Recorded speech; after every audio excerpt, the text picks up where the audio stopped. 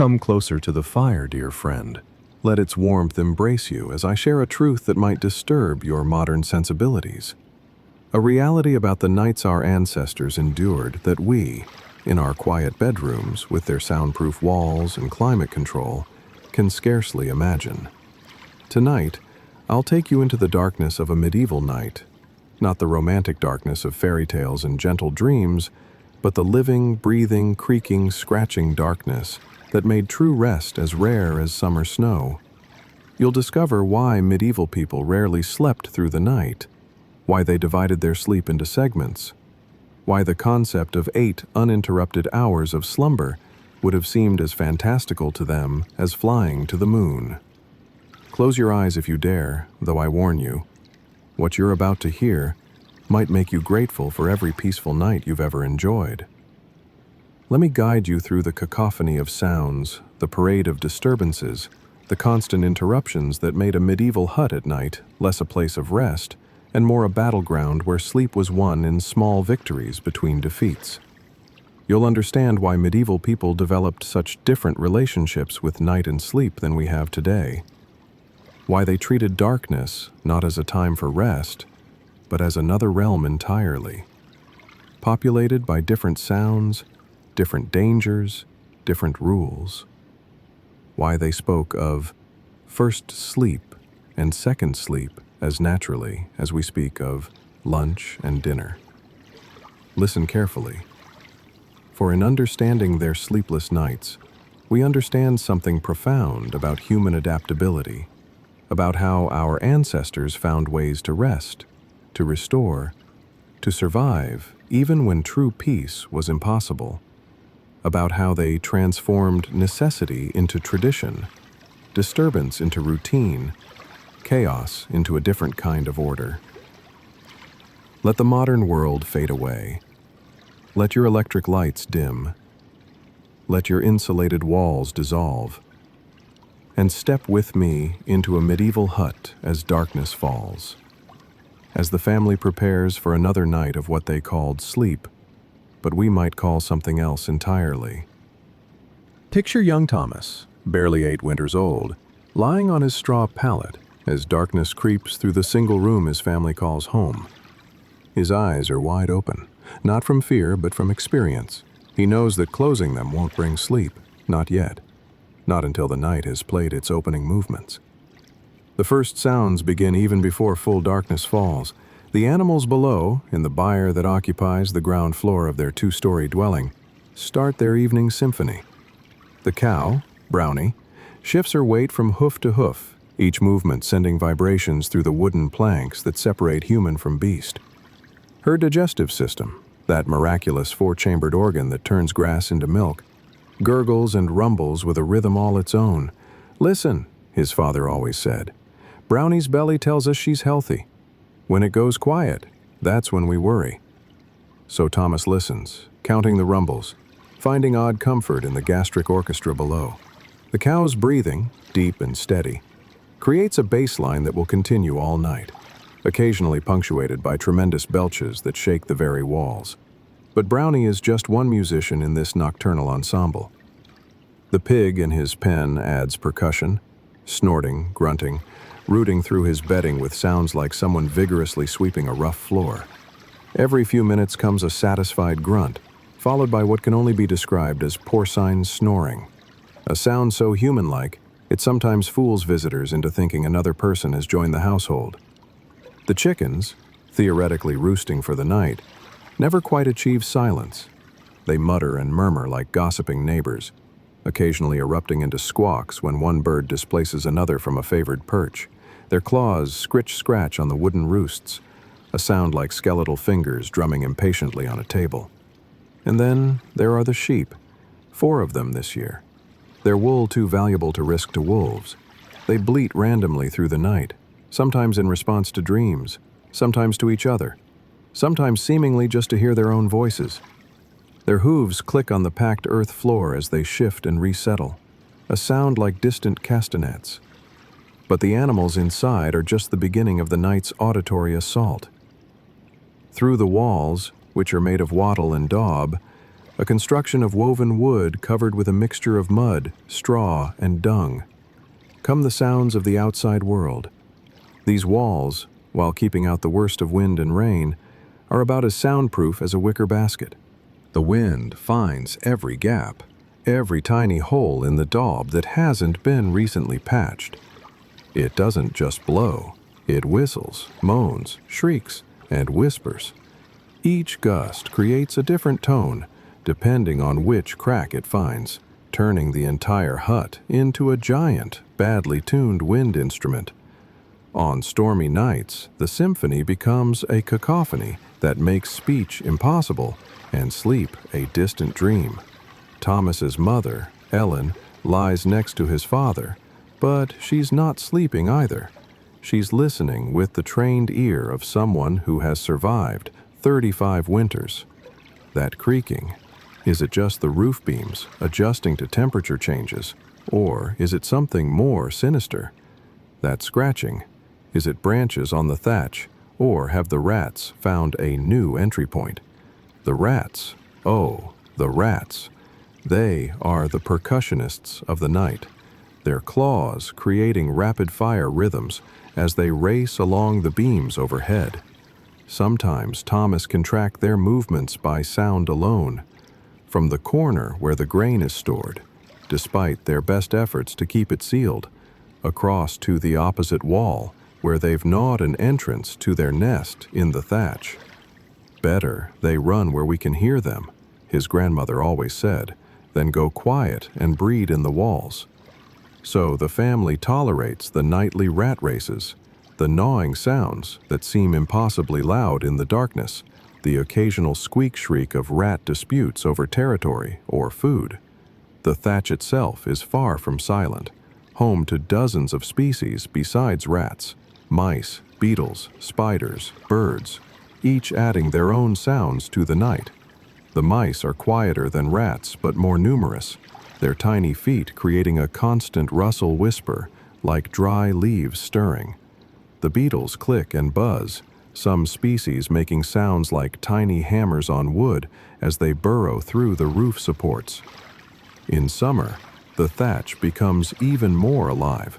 Moths flutter against the inside of the roof, their wings making soft brushing sounds. Bats roost in the higher portions, their ultrasonic calls mostly beyond human hearing, but their movement and occasional audible squeaks adding to the chorus. Sometimes a bird, confused or seeking shelter, becomes trapped in the living space, its panicked fluttering and calling capable of waking the entire household. But perhaps the most disturbing sounds come from the humans themselves. In a single room where 3 generations sleep together, privacy is not just impossible, but inconceivable.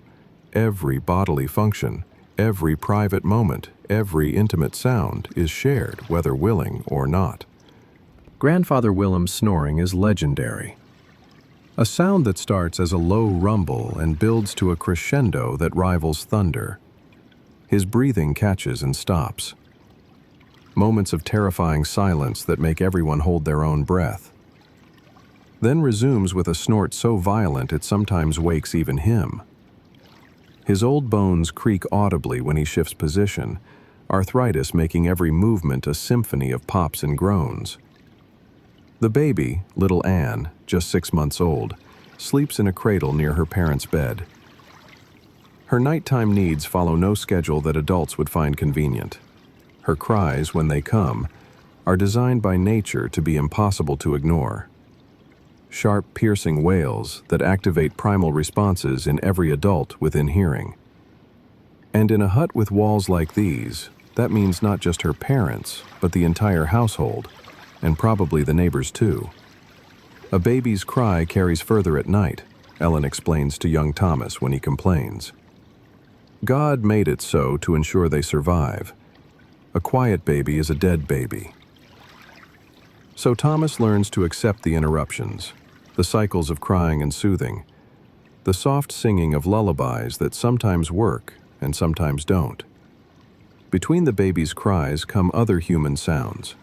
His father's occasional sleep talking, usually about the fields or the weather. his mother's soft moans when her monthly pains come, his older brother John's restless thrashing, the boy seemingly fighting battles in his dreams, his sister Mary's whispered prayers, repeated like a charm against the fears that darkness brings. And then there are the sounds that shouldn't be heard but are. The rustling of straw as his parents engage in the act that creates babies. The muffled sounds they try so hard to suppress. The rhythmic creaking of the bed frame that no amount of tightening can eliminate. Thomas learns early to pretend sleep, to breathe evenly, to give his parents what privacy he can in a world where privacy doesn't exist. The fire in the hearth adds its own voice to the night. Never allowed to die completely, it must be tended throughout the dark hours. Someone, usually Mother or Mary, must rise at least twice to add wood, to bank the coals, to ensure warmth continues, and morning will bring quick flames for cooking. The fire pops and crackles, sometimes shooting sparks that require immediate attention. The wood shifts and settles, each movement a small crash in the darkness. The fire talks to us, Grandmother Agnes whispers when she takes her turn at tending. It tells us when rain is coming by how the smoke draws, warns us of wind changes by how it flickers. A wise woman listens to her fire like a friend. So Thomas learns to interpret the fire's language, to find meaning in its mutters and roars. Outside, the night hunters add their voices. Owls hoot in patterns that seem like conversation, their calls floating through the thin walls as clearly as if they perched inside. Sometimes their successful hunts are marked by the terrified shrieks of prey. Rabbits scream like human babies when caught, a sound that never fails to chill the blood and wake the deepest sleeper. Foxes contribute their own horrifying sounds, barks that sound like tortured dogs, screams that rival any human in distress. The first time Thomas heard a vixen's mating call, he thought surely someone was being murdered outside their door. His father had to physically restrain him from rushing out to help, explaining through his own shock that it was just the way of foxes. The domestic animals outside add to the chorus. Dogs throughout the village bark in relay, passing messages about intruders real or imagined from one end of the settlement to the other. A strange sound at the village edge triggers a cascade of barking that rolls like a wave through every household, ensuring that if one family's sleep is disturbed, all will share the experience. Cats yowl and fight, their battles sounding like demons wrestling on the roof. Their mating calls are even worse, prolonged wails that seem designed to prevent any human within a quarter mile from finding rest. Sometimes they choose the thatch directly overhead for their romantic encounters, their claws scrabbling for purchase as they engage in their violent courtship. The weather itself becomes a character in the night's drama. Rain drums on the thatch with varying intensity, light patters that might actually aid sleep, medium downpours that create a constant background roar, torrential storms that sound like the sky is falling. Each type requires different responses. Checking for leaks, adjusting containers to catch drips, sometimes rising to stuff rags in gaps where water has found entry. Thunder doesn't just boom. In a medieval hut, it feels like the hand of God shaking the entire structure. The walls vibrate. Dust falls from the rafters. Animals below in terror. Lightning flashes illuminate the interior in stark, terrifying detail, revealing for split seconds the faces of family members, wide-eyed with fear, creating shadows that dance like demons before plunging everything back into darkness. Winter brings its own special auditory torments. The crack of ice forming on the water bucket inside the hut. The whistle of wind through gaps that summer's warmth had sealed but winter's cold has opened. The groaning of beams as they contract in the cold sounds like the hut itself is in pain.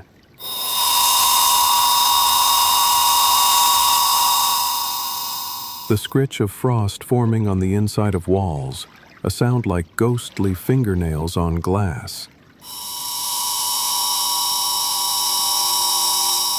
And snow. Snow doesn't fall silently on a medieval hut. It accumulates on the thatch with a constant soft rushing sound, like whispered secrets. As it builds up, it occasionally slides off in great whooshes that sound like avalanches. The weight makes the roof creak ominously, each groan raising the question, will it hold or will it collapse? Families lie awake calculating. How much snow is too much? When must they risk going out in the storm to clear it? Spring brings melting, and with it, a constant drip, drip, drip that can drive even the sanest person to distraction. The drops find their way through the thatch, requiring strategic placement of containers. Each drop sounds impossibly loud in the darkness, a water torture that makes sleep fleeting and dreams damp. But it's not just the environmental sounds that disturb. This regiment will started was also. It's the sounds that shouldn't be there. The footstep outside that doesn't belong to any neighbor. The unfamiliar voice carried on the wind. The sudden silence when all the normal night sounds stop at once, as if nature itself holds its breath. These are the sounds that bring true fear. That make father reach for the axe he keeps beside the bed. That cause mother to gather the children close. That transform the hut from shelter to trap, its thin walls suddenly seeming more like paper than protection. We must know every sound. Father teaches his sons every normal creak and groan, every usual animal noise, so we can recognize when something is wrong, when danger approaches. So Thomas learns, cataloging each sound, filing it away. This creak means the door is settling and needs new leather hinges.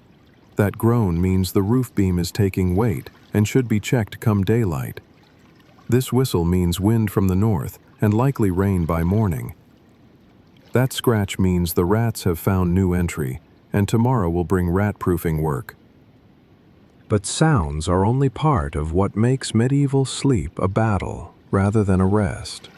Let me tell you now about the living creatures that share these humble dwellings, the invited and uninvited guests that make every night an exercise in coexistence with nature's least pleasant representatives. We begin with the bugs. Oh, the bugs. In our modern world of pesticides and sealed homes, we cannot truly comprehend the sheer variety and volume of insects that called a medieval hut home. They didn't just visit, they resided permanently, in numbers that would make even the most tolerant modern person flee in horror. The bedbugs. Let's start with them, for they are perhaps the most intimate of unwanted companions. These small, flat, reddish-brown demons live in every crevice of the wooden bed frames, in every fold of fabric, in every strand of the straw-filled mattresses. They emerge in the darkness, drawn by the carbon dioxide of sleeping breath and the warmth of human bodies. Young Mary knows their pattern well. They wait until she's just falling asleep, that vulnerable moment between waking and dreams, then begin their assault. The first bite might be dismissed as imagination. The second confirms the nightmare. By the third, she's fully awake, skin crawling with the knowledge that dozens more are making their way across the sheets. Don't scratch, her mother warns constantly. But how can she not? The bites itch with an intensity that borders on pain. Each one swells into a red welt that lasts for days. In the morning, her skin looks like a map of some terrible country. marked with the routes the bugs traveled across her body. The family has tried everything, washing the bedding in boiling water when they can spare the fuel, rubbing the bed frame with strong-smelling herbs, even dismantling the entire bed and leaving it in the winter cold for days, hoping to freeze the devils out. Nothing works for long. The bugs always return, as inevitable as sunrise. They're God's reminder that we're not meant to be too comfortable in this world. Grandmother Agnes says with grim humor, keeps us from sleeping our lives away. But Thomas notices even she scratches in her sleep, her gnarled fingers seeking relief from torments that have plagued her for 7 decades. Then there are the fleas. If bedbugs are infantry, fleas are cavalry, mobile, jumping, impossible to catch. They live not just in bedding but in clothing, in the rush-covered floors, in the very walls. They move from host to host, animal to human and back again, carrying their misery equally to all. The dogs bring them in from outside. The cats nurture them in their fur. The humans transport them in their clothes. Every warm body is both. You can tell a flea bite from a bedbug, Ellen explains to her children, showing them the small red dots with tiny red halos. Fleas bite in lines of 3. Breakfast, lunch, and dinner, we call it. She laughs, but it's a weary sound, the laugh of someone who has accepted what cannot be changed. The itching from flea bites is different from bedbugs, sharper, more immediate, but mercifully shorter-lived. Unless, of course, you're one of the unfortunate souls who develops an extreme sensitivity. Then each bite swells into a hard lump that itches for weeks and sometimes becomes infected. The lice are perhaps the most democratic of parasites. Everyone has them, from the lord in his manor to the poorest serf. They live in hair and clothing, laying their eggs, nits, that cement themselves to hair shafts with a glue that resists all but the most determined efforts. Head lice are so common that not having them is considered unusual, even suspicious. Too clean for her own good, the village women mutter about anyone whose hair seems knit-free. The weekly ritual of nitpicking is exactly that. Family members sitting in the best light, painstakingly going through each other's hair, crushing the tiny eggs between fingernails. But head lice are almost friendly compared to their cousins, body lice. These larger, more aggressive parasites live in clothing, emerging to feed on skin. They're harder to eliminate because they hide in seams and folds, surviving washing unless the water is truly boiling. The seam squirrels, John calls them, which earns him a cuff from his mother but a hidden smile too. Finding humor in misery is a survival skill as important as any other. If you can't laugh at your troubles, Thomas learns, they'll crush you like a millstone. And then there are the mites, nearly invisible tormentors that live in the straw, in the grain, in the very dust that's impossible to eliminate from a dirt-floored home. They cause rashes that burn and itch, particularly in the warm, moist areas of the body. The grain itch mite is especially dreaded, causing outbreaks of what they call barley itch or straw itch that can last for weeks. The flies begin their assault as soon as the weather warms. Not just one type, but dozens. House flies that land on food and faces with equal enthusiasm. Blowflies that seek out any bit of meat or fish. Fruit flies that hover around anything fermenting. And worst of all, the biting flies that seem to find their way inside no matter how carefully openings are covered. Count yourself lucky, Father says when the children complain. My cousin in the marsh country deals with mosquitoes the size of sparrows. They drain enough blood to weaken a grown man. But Thomas finds it hard to feel lucky when a fly lands on his face for the 12th time, just as he's drifting off to sleep. The spiders are actually welcome residents, or at least tolerated ones. They eat other insects, earning their keep like tiny 8-legged cats. But even they can disturb sleep when they drop from the ceiling onto a sleeping face, or scuttle across bare skin in the darkness. Margaret next door swears she swallowed a spider in her sleep, and it's been living in her stomach ever since. The wise woman says this is nonsense, but Margaret's certainty is unshakable. "I can feel it moving after I eat," she insists, clutching her belly. Such is the power of night fears made real by constant intimate contact with creatures. The mice are almost pets compared to the insects, almost, until they run across your face in the dark, tiny claws scratching delicate skin, until they gnaw through your last good blanket to make nests, until they contaminate the grain with their droppings and urine, forcing you to choose between hunger and illness. They're everywhere, in the walls, in the thatch, under the floors. Their constant activity creates a background rustle that never completely stops. They breed at a terrifying rate, one pair becoming dozens in a season, and while cats help, no cat can catch them all. "The mice remind us to be grateful," Mother says with forced cheer. "If we had no grain for them to steal, we'd have no grain for ourselves either." But gratitude is hard to maintain when you wake to find mouse droppings in the bread dough you prepared the night before. The rats are mice grown monstrous, aggressive where mice are timid, dangerous where mice are merely annoying.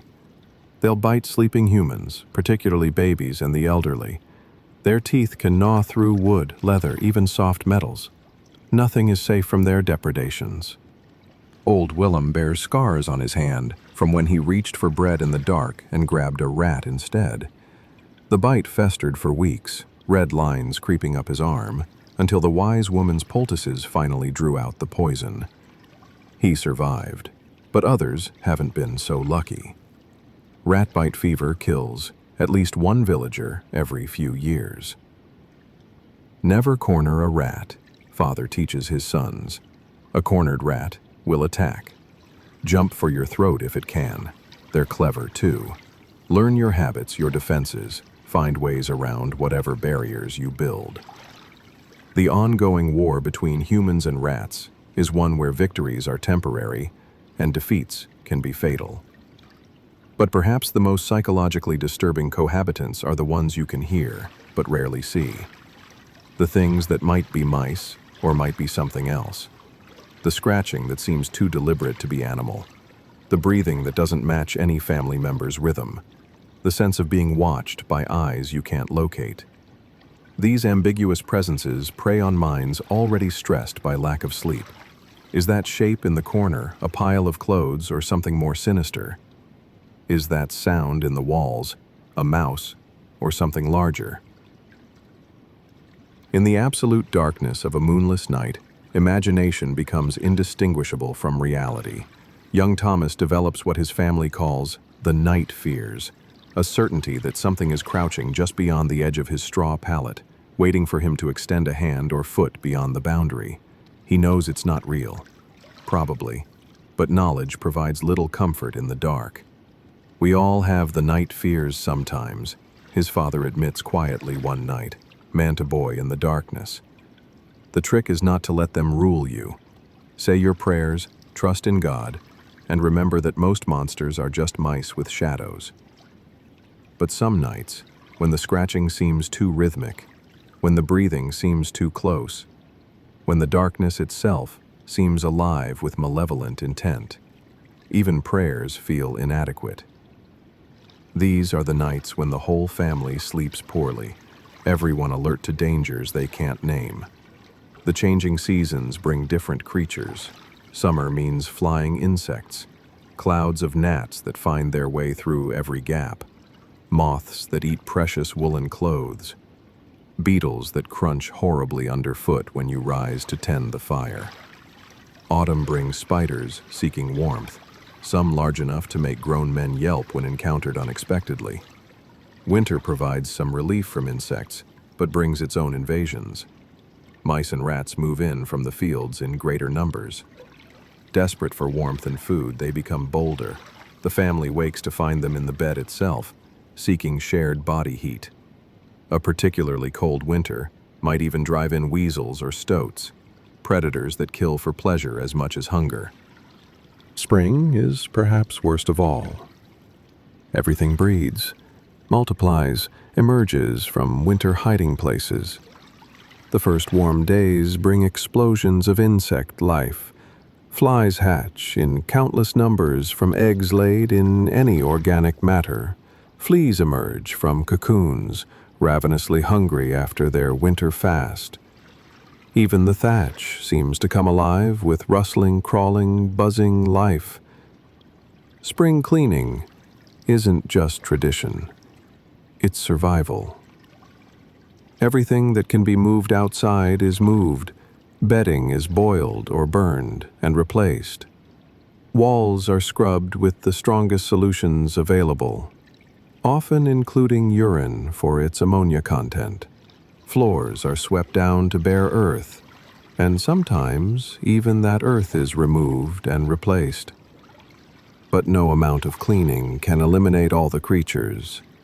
They're part of the structure itself, woven into the thatch, burrowed into the wood, hiding in cracks too small to see. The best the family can hope for is temporary reduction, a brief respite before the numbers build again.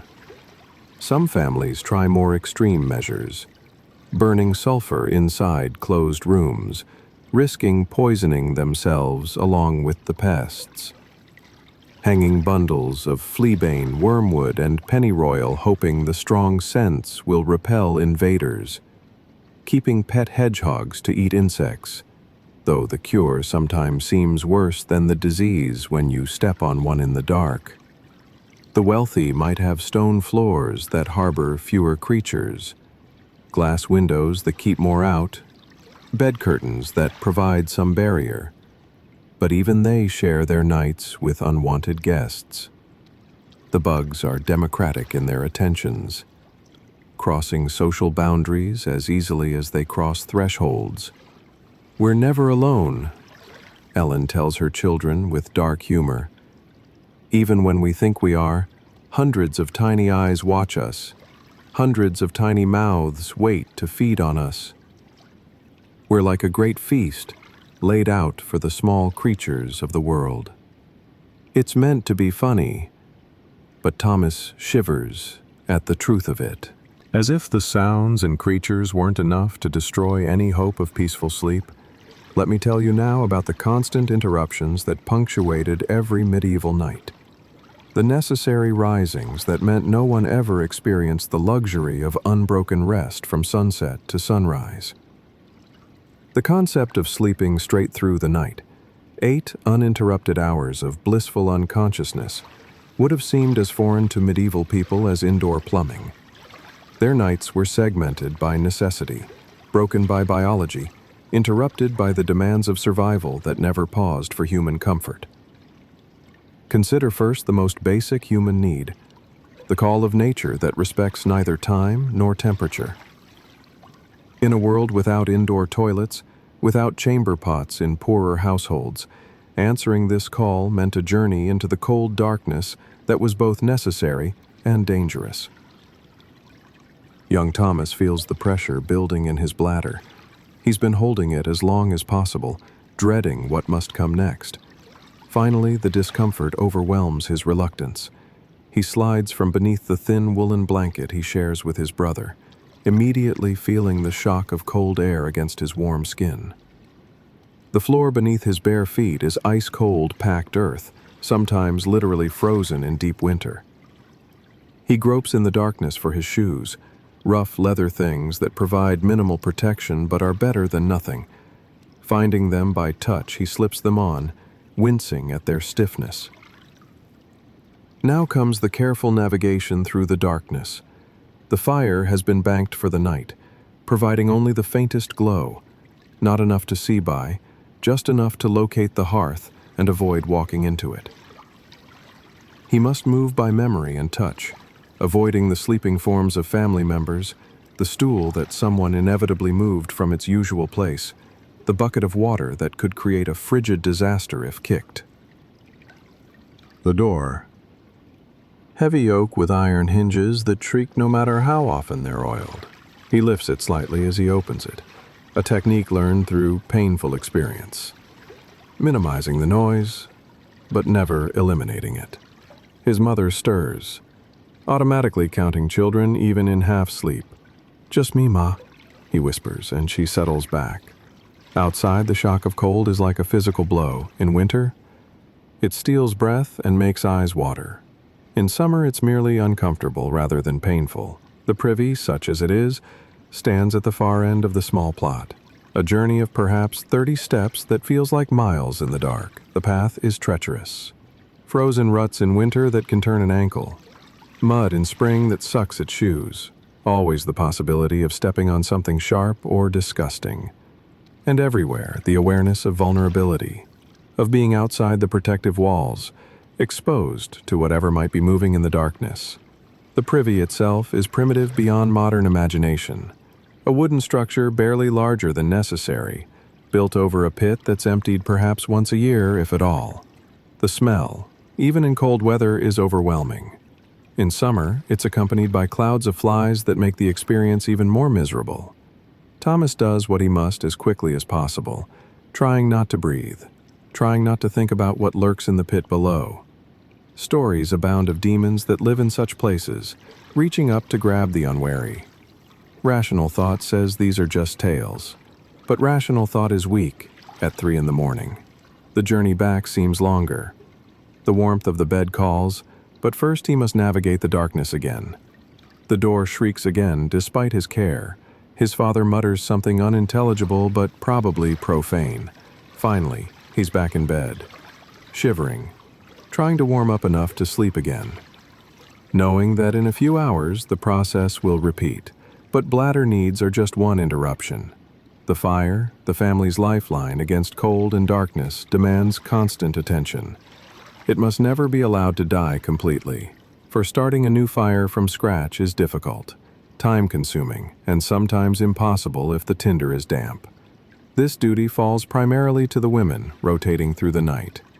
Ellen rises first, moving with practiced silence despite the darkness. She knows exactly how many steps to the hearth, exactly where the wood is stacked, exactly how to add fuel without creating too much smoke or flame. She kneels before the hearth, feeling the heat on her face, judging the state of the coals by their glow. Too hot, and the new wood will burn too quickly. Too cool, and it might not catch at all. She selects pieces by feel, knowing which are dry enough, which are the right size. The trick is to bank the fire properly, arranging the coals and wood so combustion continues slowly. She uses a long stick to push and prod, creating air channels that will keep the fire alive but controlled.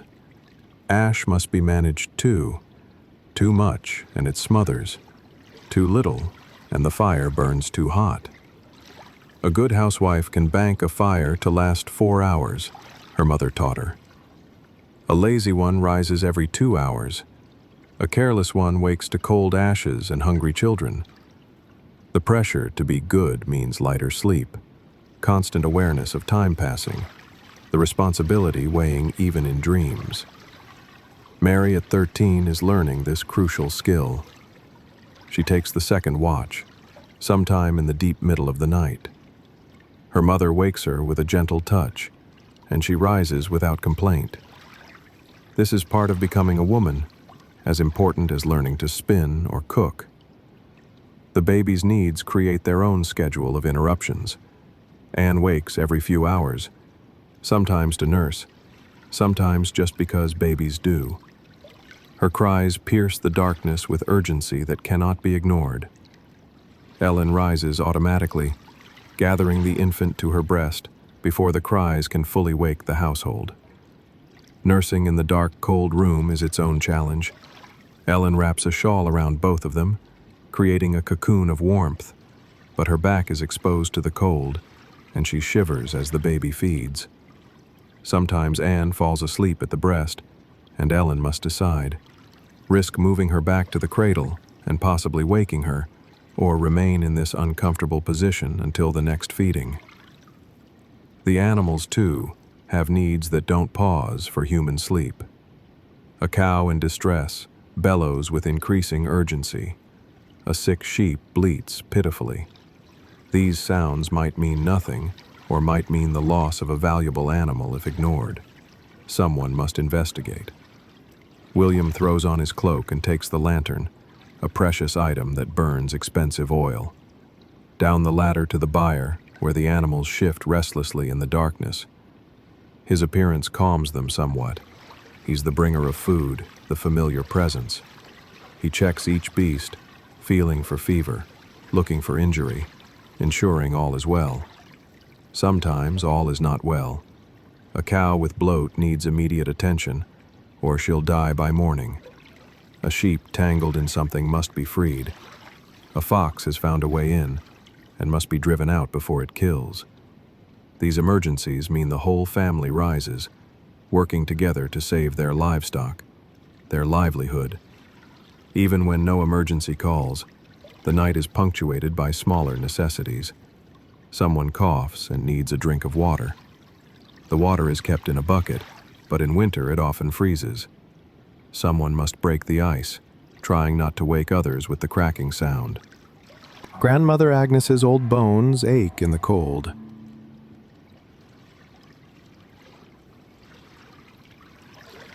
She shifts and turns, trying to find a position that hurts less.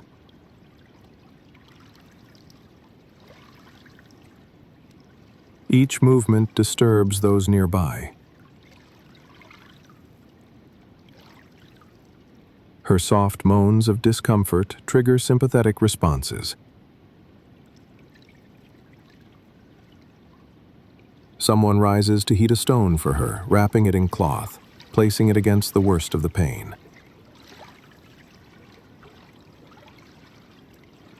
The house itself requires attention.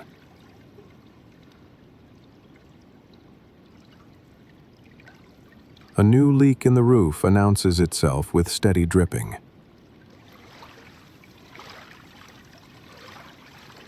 Someone must position a container to catch the water, then remember to empty it before it overflows.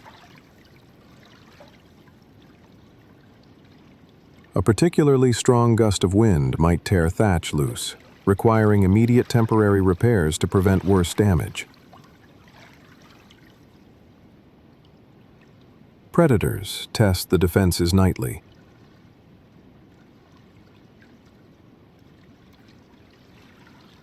A fox scratches at the chicken coop, requiring someone to chase it off. Wolves, in hard winters, come close enough to hear their breathing. The dog barks warnings that must be heeded.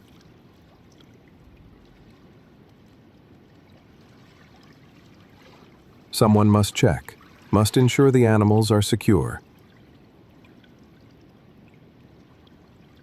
These interruptions follow seasonal patterns. Spring brings new babies.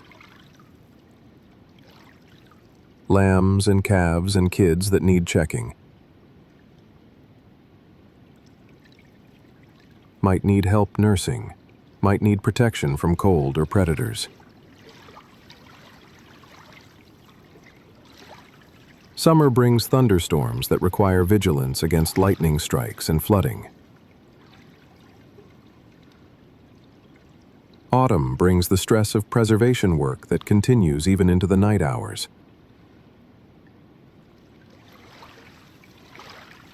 Winter brings the constant battle against cold that never allows true relaxation. The accumulated effect of these interruptions is profound. No one ever experiences what we would call a full night's sleep. Instead, they practice what historians call segmented sleep.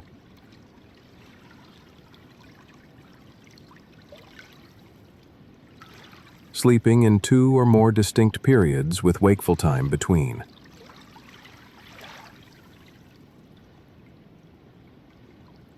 First sleep lasts from shortly after dark until midnight or so.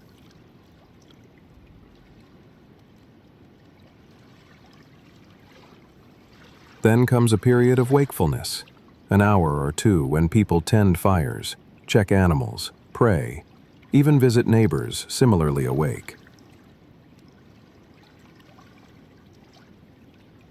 Then seconds sleep until dawn, though this too is often interrupted.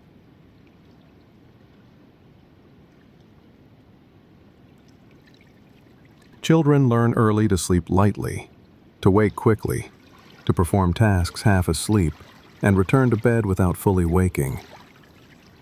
It's a skill as important as any other. The ability to function on broken sleep becomes a measure of maturity, of fitness for adult responsibilities. "You'll sleep when you're dead," Grandmother Agnes says with dark humor when the children complain of tiredness. Until then, you do what needs doing. It's harsh but realistic. In a world where survival requires constant vigilance, the luxury of uninterrupted sleep is exactly that, a luxury none can afford.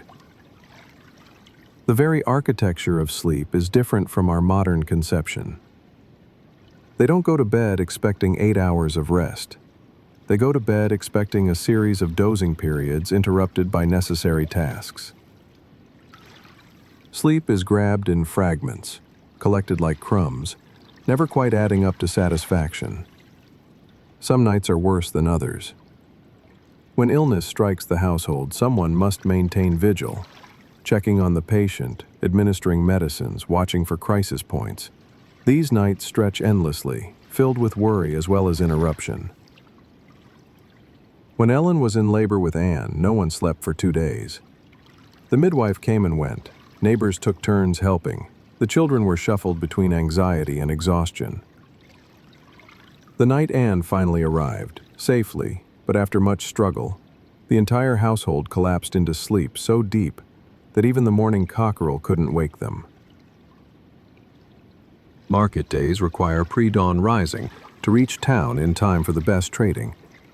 The night before is filled with preparation that extends well past usual bedtime and resumes long before dawn. Loading carts, selecting produce, counting and recounting precious coins. Sleep becomes an afterthought, grabbed in tiny increments. During harvest time, the interruptions intensify. Work continues by moonlight when weather threatens. Grain must be turned to prevent spoiling. Guards must be posted against both human and animal thieves. The whole family operates on perhaps 3 hours of sleep per night, sustained by the knowledge that winter's survival depends on these efforts. Even celebrations disrupt sleep patterns. Weddings, festivals, holy days, these often extend late into the night and require early rising for continued festivities. The joy compensates for the exhaustion, but bodies still pay the price in the following days. The psychological impact of never quite sleeping enough is profound but normalized. Everyone is tired, so no one expects otherwise. The bone-deep weariness is as much a part of life as hunger or cold, something to be endured rather than solved. Yet within this exhaustion, they find moments of rest that we might not recognize. The ability to doze while spinning, to catch micro-sleeps while watching animals, to rest without fully sleeping. These adaptations allow survival in a world that never stops demanding attention. Rest when you can, where you can, Mother teaches her daughters. A moment leaning against a wall, a few breaths with closed eyes while the pot boils. These small rests add up, keep you going when the night allows no peace. The shared exhaustion creates its own bonds.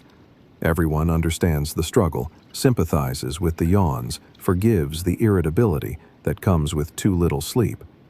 It's a communal experience that unites rather than divides. When true rest comes, those rare nights when babies sleep soundly, animals remain quiet, weather stays calm, and no emergencies arise, the relief is almost painful. Bodies so accustomed to interruption hardly know how to handle unbroken sleep. Often they wake anyway, programmed to rise, confused by the unusual peace. Now let me paint for you the intimate portrait of shared sleeping spaces, where privacy was not just absent, but inconceivable. where every human sound, smell, and movement became part of the collective night experience, where 3 or even 4 generations might share not just a room, but often the very same bed. Picture the sleeping arrangements in Thomas's home. The main bed, a substantial wooden frame that represents one of the family's most valuable possessions, dominates the single room. This is where William and Ellen sleep, along with baby Anne, and often 1 or 2 of the younger children who need warmth or comfort. The bed is perhaps 6 feet wide, large by medieval standards, but cramped for multiple occupants. William lies on the outside edge, the traditional position for the household's protector, ready to rise quickly if danger threatens. Ellen occupies the middle, baby Anne beside her for easy nursing. 4-year-old Margaret has wormed her way between her parents, seeking the warmth and security of their bodies. A family that sleeps together, stays together, goes the saying. But the reality is more complex. Every movement by one person affects all. William's restless turning when his back aches pulls the shared blanket. Ellen's need to shift the baby wakes Margaret. Margaret's small feet inevitably find tender spots to kick. The sounds of shared sleeping create a symphony of human existence. William's deep breathing punctuated by occasional snores. Ellen's soft sighs and murmurs. The baby's snuffles and occasional whimpers. Margaret's sleep-talking, usually about the day's events, rendered surreal by dreams. But these are just the gentle sounds. There are others, less pleasant but equally human. The digestive sounds that bodies make in the quiet of night. Rumbling stomachs, intestinal gurgles, the inevitable release of gas that in such close quarters cannot be ignored or avoided. "Better out than in," Grandmother Agnes says with characteristic practicality when the children giggle. A body that keeps its wind gets sick. Let it free and sleep in peace. But peace is relative when the air under shared blankets becomes thick with human odors. The older children have their own sleeping arrangements. John and Thomas share a straw pallet near the hearth, positioned to benefit from its warmth but far enough away to avoid sparks. Their sleep is a constant negotiation for space and covering. "You're on my side" becomes a nightly refrain, followed by shoving and counter-shoving, until Father's voice cuts through the darkness with a threat that ends the dispute temporarily. They sleep head to foot sometimes, trying to minimize contact, but cold nights drive them together like puppies despite their daytime antagonisms. Mary, approaching womanhood, has recently been given her own small space, a corner partially screened by a hanging cloth. This tiny concession to modesty is a luxury many families cannot afford. She sleeps alone, but hardly in privacy. Every sound she makes audible to all, every sound they make reaching her ears with equal clarity. The grandparents present their own challenges. Grandfather Willem and Grandmother Agnes have the second-best bed, smaller than the main one, but still raised off the floor. Their age brings privileges, but also problems that affect everyone's sleep. Willem's breathing is labored, sometimes stopping entirely for terrifying moments before resuming with gasps that wake the household. His joints creak audibly when he turns, and he turns frequently, seeking relief from arthritis that torments him particularly at night. "Like sleeping next to a windmill," Agnes mutters, but her own sleep is hardly silent. She talks in her sleep, carrying on conversations with people long dead, sometimes laughing, sometimes crying out in distress. These episodes can last for minutes, creating an eerie backdrop to the night. Their bodily needs are more frequent and urgent than younger family members. Willem rises 3 or 4 times nightly, his shuffling progress to the door marked by muttered curses and the scrape of his walking stick. Agnes's bladder, weakened by bearing 8 children, demands its own schedule of interruptions. The intimacy extends beyond sound to smell. In a world where bathing is infrequent and washing limited, body odors accumulate and intensify in the closed space. Each person's scent is distinctive, creating an olfactory map of the room. There's father's smell of earth and sweat in the animals he tends. Mother's scent of smoke and bread and the herbs she uses. The children carry the odors of their day's activities. Mud and grass and the distinctive smell of young bodies that run and play hard. The grandparents add their own elements, the sour smell of age, medicines, the particular odor that comes with bodies beginning their slow decline. Not unpleasant necessarily, but noticeable, particularly in the still air of night. Add to this the smells of the room itself, smoke from the fire that never quite clears, damp from walls that never quite dry, the musty scent of straw bedding, the lingering odors of cooking and living. The air becomes thick enough to taste, particularly in winter when opening windows means freezing. Personal hygiene needs create their own nighttime challenges. Chamber pots, when available, are shared utilities placed strategically for access. The sounds of their use are impossible to disguise, the smells immediate and pervasive, until someone braves the cold to empty them. "We all piss and shit," Mother says matter-of-factly when the younger children express embarrassment. Nothing to be ashamed of in what God designed us to do. But knowing this intellectually doesn't eliminate the mortification of performing bodily functions within earshot of your entire family. Illness transforms the sleeping space into a battlefield. When fever strikes, the sick person's delirium affects everyone. Moaning, crying out, sometimes attempting to rise and walk. Someone must watch, must prevent harm, must endure the sounds of suffering that echo in the small space. When John had the lung fever last winter, his coughing kept everyone awake for weeks. Each spasm shook his small body and echoed off the walls. The family took turns sitting with him, spooning honey mixtures between his lips, rubbing his chest with pungent salves. "A family shares everything," Ellen reminded the others when exhaustion made them short-tempered. "Sickness and health, sleeping and waking. This is how we know we belong to each other." The philosophy helped, but didn't make the sleepless nights easier. Sexual intimacy between married couples requires creativity and discretion in such close quarters. William and Ellen have developed a system of signals, subtle touches that communicate desire and timing. They wait for the deepest part of night, when sleep is heaviest, when snores from around the room suggest relative privacy. But true privacy is impossible. They muffle sounds as best they can, move slowly to minimize bed creaking, bite lips to prevent cries of pleasure.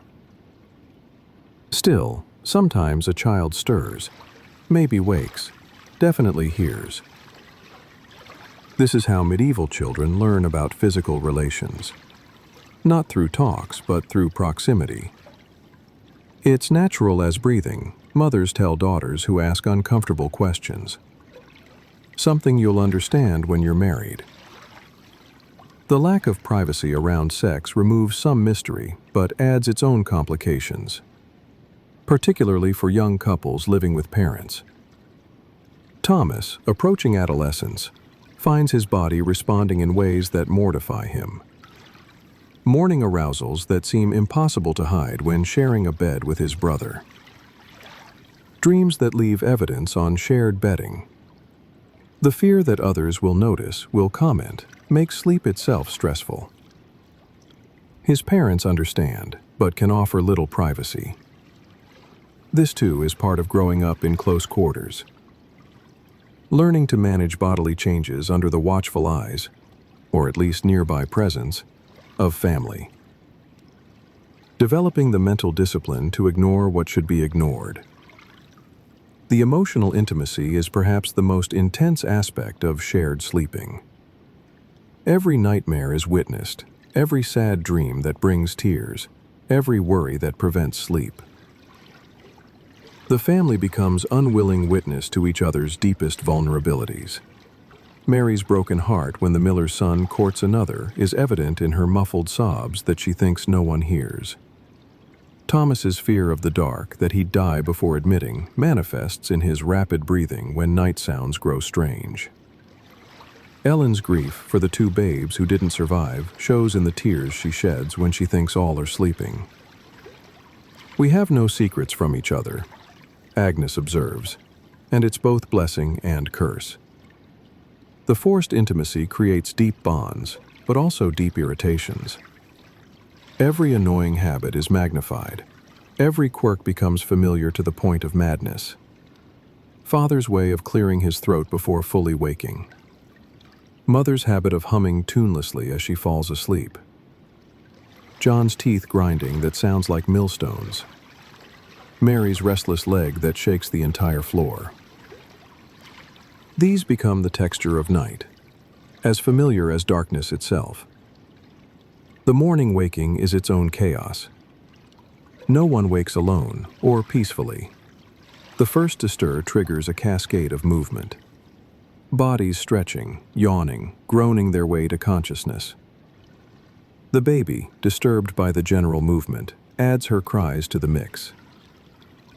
"Another night survived," Willem announces most mornings, his standard greeting to the dawn. It's said as jest, but holds truth. Each night weathered together is a small victory, proof of the family's resilience, evidence of their bonds despite the irritations. The different sleep needs of different ages create ongoing conflicts. The young who could sleep deeply, if allowed, the old who sleep lightly and briefly, the adults who crave rest but must maintain vigilance. All must somehow coexist in the same space, finding compromise where none seems possible. Sleep is for the dead, Agnes says when the children complain about early waking. The living have work to do. But she says it while yawning, her own desire for more rest evident despite her words. The seasonal changes affect sleeping arrangements. Summer might allow some to sleep outside when heat makes the house unbearable. Winter drives everyone together for warmth, creating even more crowded conditions. Spring and autumn bring their own challenges of dampness and temperature fluctuations. During the hottest nights, the family might abandon the house entirely, sleeping in the yard or even on the roof. These nights bring their own challenges: insects, exposure to weather, vulnerability to predators, but sometimes seem preferable to the stifling interior. The coldest nights see the entire family in one bed, body heat being the primary defense against freezing. Personal space disappears entirely, 7 or 8 bodies packed together like cordwood, sharing every breath, every movement, every sound. "We're like a litter of puppies," young Margaret observes during one such night, and the image is apt. The human need for warmth overcoming any desire for privacy or comfort. Survival through shared heat, shared breath, shared existence. Let me now guide you through the physical structure of the medieval home itself, showing you how the very building conspired against peaceful sleep. How every element of construction, necessary for survival though it might be, contributed to the nightly ordeal. The walls, as I've mentioned, are wattle-and-daub, a construction that seems designed to transmit rather than block sound. The wattle is a weaving of flexible wood strips, like a giant basket. The daub is a mixture of mud, straw, and dung plastered over this framework. When fresh and well-maintained, it provides decent insulation, but fresh and well-maintained is a luxury few can afford. Feel with me the texture of these walls on a damp night. The moisture seeps through, creating patches of wetness that never quite dry.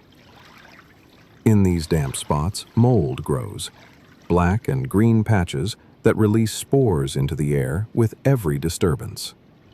The family breathes these spores all night, every night, leading to the persistent coughs that plague medieval life. The walls weep, Ellen says during particularly wet weather, and it's an apt description.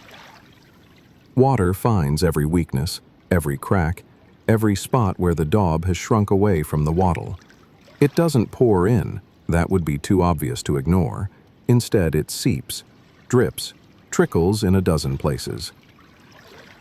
The family's response is constant patching, mixing new daub, applying it to the worst spots, knowing it's temporary at best. But patching must be done in dry weather. And dry weather is when fieldwork demands attention. So the patches wait, and the water continues its invasion. The floor beneath their feet is packed earth. Generations of footsteps have compressed it to stone-like hardness, but it remains earth. In dry times, it produces dust that rises with every movement, settling on everything, infiltrating lungs. In wet times, it becomes mud, despite their best efforts. We live on the ground like animals. Visiting relatives from town might sneer, but what choice is there? Wooden floors are for the wealthy, stone floors even more so. The earth floor is free, requires only labor to maintain, can be patched and repaired with materials at hand.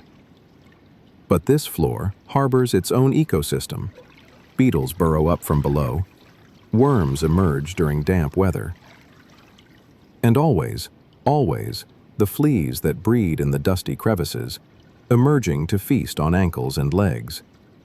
The family spreads rushes on the floor when they can get them. These help absorb moisture, provide a barrier between feet and earth, and can be swept out and replaced when too foul. But rushes also harbor insects, mice, and develop their own odors as they decompose. Fresh rushes for Christmas is the tradition, one of the few times yearly when the entire floor covering is replaced. The rest of the year, they add new rushes on top of old, creating layers of organic matter that would horrify modern sensibilities. The roof above is thatch, bundles of straw or reed laid in overlapping layers. When new and properly laid, thatch is remarkably effective, waterproof, insulating, durable. But thatch is also alive in ways slate or tile could never be. Listen to the sounds a thatched roof makes at night, the settling as temperature changes, the rustling of the countless creatures that call it home, the dripping when rain finds the inevitable weak spots, the creaking when wind pulls at loose bundles. A good thatch should last 20 years, the thatcher claimed when he last worked on their roof. That was 15 years ago, and already the problems multiply. Patches where birds have pulled straws for nesting, areas where rot has set in from persistent dampness, holes where rats have gnawed through. The thatch is also a fire hazard that haunts every sleeping moment. One spark from the hearth, one carelessly placed candle, and the entire roof could become an inferno. The family sleeps with buckets of water placed strategically, with wet blankets ready to smother flames. I dream of fire, Mary confesses, and she's not alone. The fear of burning alive in their sleep keeps many half awake, alert to any smell of smoke beyond the normal hearth fire. It's a reasonable fear. Hardly a year passes without news of some family burned in their beds. The single window, if the family is fortunate enough to have one, is covered with oiled cloth, or in the best cases, horn scraped thin enough to admit some light. Glass is for churches and the very wealthy. These coverings keep out the worst of weather, but admit drafts, sounds, and provide little insulation. At night, the window covering moves with every breeze, creating a constant flapping sound. In storms, it might tear entirely, requiring someone to rise and effect repairs in howling wind and rain. The frame, poorly fitted, admits whistling drafts that can extinguish candles and chill anyone sleeping nearby. Block it up entirely for winter, some suggest, and many do. But then the air inside becomes so foul that breathing is difficult. The balance between ventilation and warmth is delicate, never quite achieved, always requiring adjustment. The door is the largest opening and the greatest weakness, made of planks that shrink and swell with weather, hung on leather hinges that stretch and sag. It never quite fits properly. Gaps at top and bottom admit wind, rain, snow, and creatures. The family stuffs rags in the gaps, piles earth against the bottom, hangs a cloth inside for extra protection, but nothing completely seals the door. It remains a portal for discomfort, requiring constant maintenance and adjustment. A door is like a child, William says, always needing attention, never quite doing what it should. He spent countless hours planing edges, adjusting hinges, trying to achieve a seal that lasts more than a season. The hearth, center of the home, source of warmth and light and cooked food, is also a source of endless nighttime problems. The smoke, ideally, should rise straight up the chimney. In reality, wind conditions, air pressure, and chimney design conspire to send smoke billowing into the room. On still nights, the smoke hangs in layers, creating a fog that burns eyes and throats. On windy nights, downdrafts send smoke and sparks into the room, requiring quick action to prevent fires. The family sleeps with the taste of smoke always in their mouths. We're smoked like hams, John jokes, but the reality is serious. The constant smoke exposure leads to persistent coughs, eye problems, and likely shortened lives. But what alternative exists? Without the fire, they freeze. The chimney, such as it is often just a hole in the roof with a rudimentary hood. Birds nest in it during summer, requiring dangerous cleaning. It cracks from heat and weather, requiring repairs that no one wants to undertake. Sometimes it becomes so blocked that smoke has nowhere to go but into the room. The very timbers of the house contribute to nighttime misery. Wood expands and contracts with temperature and humidity changes, creating a symphony of creaks, groans, and pops that can sound like the house is coming apart, which sometimes it is. Listen to the house talking, Grandmother Agnes says during particularly noisy nights. It's telling us where work is needed. But the work needed is always more than time and resources allow. So they listen to the complaints of wood and do what they can. Beetles bore into the timbers, weakening them and creating fine sawdust that drifts down onto sleeping faces. The family can hear them sometimes, a tiny grinding sound that speaks of slow destruction. Treatment requires strong poisons or complete replacement, neither readily available. The posts that support the structure sink gradually into the earth floor, causing the entire building to shift and settle. Doors that once closed properly no longer do. Walls develop cracks that admit weather and creatures. The geometry of the structure slowly distorts. A house is like a person, Ellen observes, starting strong and straight, ending crooked and full of complaints. They shore up what they can, adjust to what they cannot change, and continue sleeping in a structure that fights their rest. In heavy rain, the inadequacies multiply. Water finds every weakness, creating leaks in dozens of places. The family deploys every available container, creating an obstacle course in the darkness. The sound of dripping water becomes a torture, each drop echoing in the small space. Count the drops to fall asleep, Mother suggests to restless children, but the irregular rhythm defeats any soporific effect. Instead, they lie awake, anticipating the next drop, wondering if the container is full, if water is pooling somewhere unseen. Snow presents different challenges. The weight on the roof creates ominous creaking. Too much, and the entire structure could collapse.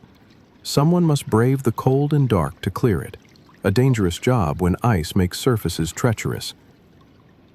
The house's response to temperature extremes adds to discomfort. In summer heat, the small space becomes an oven, the thatch radiating stored warmth long after sunset. The family gasps for air, sweat making bedding damp and uncomfortable, insects driven to frenzy by the heat. In winter cold, the house offers shelter from wind, but little else. Frost forms inside on the coldest nights, breath freezing in the air, water freezing in containers. The family huddles together, but cold finds them anyway. seeping through walls, rising from the floor, descending from the roof. We live in a sieve, Thomas observes one particularly miserable night, wind whistling through countless gaps. His father nods grimly. Aye, but it's our sieve and we'll make the best of it. The making the best of it involves constant work, patching, adjusting, reinforcing, replacing. The house demands as much attention as a sick child, always something wrong, always something needing immediate attention. Yet for all its faults, the house is home. Its very inadequacies are familiar, almost comforting in their predictability. The family knows which corner leaks in eastern storms, which timber creaks in cold weather, which section of wall admits the most drafts. I could navigate this house blind and deaf, William boasts, and it's true. Every flaw is mapped in memory, every sound catalogued, every discomfort anticipated, and prepared for as much as possible. Now we must speak of fear. The deep, primal fears that darkness awakens in medieval minds. Fears made more intense by the very real dangers that night brings. Fears that transform every shadow into a threat, every unexplained sound into approaching doom. In our modern world of electric lights and solid walls, we've forgotten what true darkness means. Medieval darkness was absolute. A black so complete that open eyes saw no differently than closed ones. In this darkness, imagination runs wild, and every nightmare seems possible. Young Thomas lies rigid on his pallet, eyes wide despite seeing nothing. He's heard something, or thinks he has, a sound that doesn't belong to the familiar night symphony. His heart pounds so loudly he fears it will wake others, but he dares not move, dares not breathe too loudly. Was it footsteps outside? The scrape of something against the wall? Or just his imagination transforming innocent sounds into threats? In the absolute darkness, there's no way to know, no way to verify, only the terrible waiting to see if the sound repeats. Fear is the mind killer, his father told him once, trying to sound brave. But father fears too. Thomas has seen him start awake at sounds, seen his hand reach reflexively for the axe beside the bed. If father fears, what hope has a boy? The fears are not irrational. Wolves do come in hard winters, bold with hunger. Thieves do break into homes, desperate for food or warmth. Fire does consume families as they sleep. Disease does creep through villages, entering homes like an invisible intruder. The darkness holds real dangers, but it's the supernatural fears that truly terrorize. In a world where the church teaches of demons and saints with equal certainty, where every village has stories of ghosts and creatures, where the unexplained is attributed to forces beyond human understanding, the darkness becomes populated with terrors. The dead walk at midnight, Grandmother Agnes whispers, and though adults scoff in daylight, at night they listen harder. That creaking, is it the house settling or great-grandfather Willem returning to check on his descendants? That cold draft, natural or the passing of something otherworldly? The stories told around fires, meant to entertain, become seeds of terror in darkness. The tale of the miller who ground bones instead of grain and was cursed to grind forever. The woman who died in childbirth and returned seeking her baby. The black dog with glowing eyes that appears before deaths. Just stories, Mother says firmly, but her voice lacks conviction in the dark. And when the dog howls at midnight for no apparent reason, when the baby cries at nothing visible, when cold spots appear in warm rooms, even skeptics feel their certainty waver.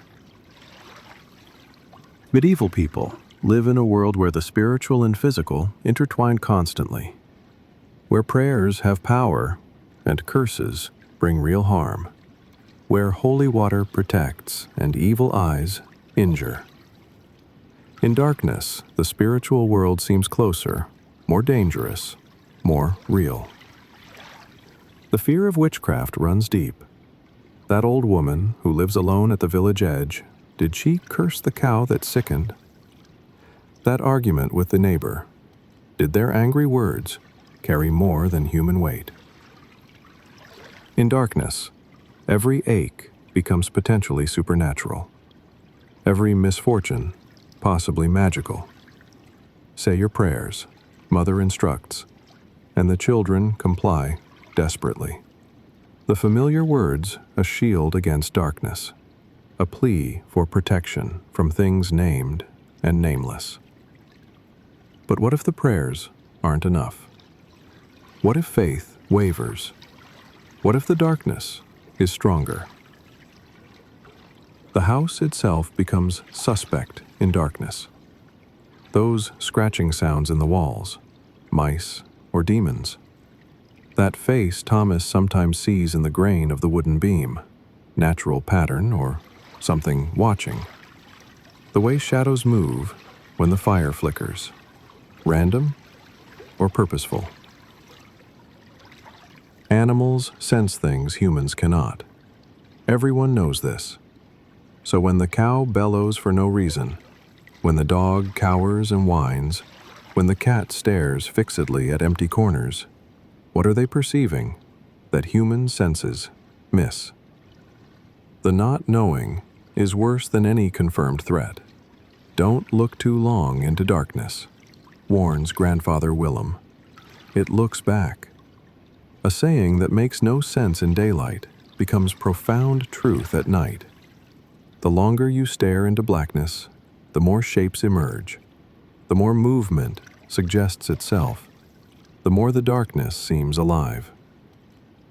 Children develop elaborate rituals for protection, keeping feet under covers so nothing can grab ankles, never letting arms hang over bed edges, closing eyes tight when traversing dark spaces, because what you can't see you. Childish, perhaps, but adults follow similar practices. The journey to the privy becomes a trial of courage. Every step outside the door is a step into potential danger. The path, so familiar in daylight, becomes treacherous. Was that bush always there? Is that shadow deeper than usual? Is something following? Never run from darkness, Father teaches. Running shows fear, and fearful things attract danger. So they walk steadily, fighting the urge to bolt, muscles tensed for flight, hearts racing, every sense alert for threats real or imagined. The return journey is worse. Back turned to darkness, vulnerability exposed, the safety of the door seeming impossibly distant. The temptation to run becomes overwhelming. Dignity battling with terror until the door is reached and barred behind. Inside is safer, but not safe. Windows and doors may bar physical entry, but what of the supernatural? Can walls stop curses? Can thatch prevent evil from entering? The protections seem fragile against the forces darkness might contain. Iron under the bed, prescribes the wise woman. Salt at the threshold. Rowan over the door. The family follows these prescriptions religiously, gaining comfort from action, even if uncertain of effect. Every protection that might help is worth trying. But what of the fears that come from within? The guilt that grows monstrous in darkness. The minor sin that becomes unforgivable when pondered at midnight. The worry that transforms into certainty of doom. Darkness amplifies every negative thought. Thomas remembers the apple he stole last summer. A minor theft, quickly forgotten in daylight, but at night it grows. What if God is angry? What if this is why the family struggles? What if his sin brings punishment on all? The darkness makes every transgression enormous. Dreams bring their own terrors. In a world where dreams are seen as sometimes prophetic, sometimes visits from the dead, always meaningful, a nightmare carries weight beyond momentary fear. It might be warning, punishment, or preview of coming doom. I dreamed of black birds, Mary whispers one morning, face pale with fear. The family exchanges worried glances. Blackbirds mean death in local lore. Whose death? When? Can it be prevented? The dream hangs over them like a curse. The fear of being buried alive haunts many. In a world without modern medical knowledge, where comas and catalepsy might be mistaken for death, the possibility is real. Stories circulate of bodies found in shifted positions. Promise you'll check carefully. Ellen makes William swear. Cut me to be sure. Wait the full 3 days. He promises, understanding her fear, sharing it. The thought of waking in darkness, enclosed, buried, it's too horrible to contemplate long. Plague and disease create their own nocturnal terrors. Is that cough the beginning of something fatal? That ache? Normal, or the first symptom? In darkness, every bodily sensation is magnified, examined, worried over. Death seems to hover closer at night. When sickness does enter the house, fear multiplies. The patient's fevered ravings might be prophecy or curse. Their labored breathing sounds like death approaching. Every change in symptoms seems significant in darkness, usually for the worse. The devil comes for souls at night, says church teaching, and who can dispute it? When old Martin died, didn't witnesses say shadows gathered in his room? When the Smith baby passed, didn't the mother see dark figures at the window? Night and death seem eternally linked. The fear passes between family members like contagion. One person's sudden intake of breath alerts all others. Tension spreads without words. Everyone listening, everyone waiting. Fear feeds on itself, growing stronger with each person who feels it. Be brave for the children, parents tell each other, but children sense fear regardless. They absorb it through tiny cues. The way father's hand tightens on his axe handle, how mother's breathing changes. The tension in bodies that should be relaxed. Sometimes the fear becomes too much.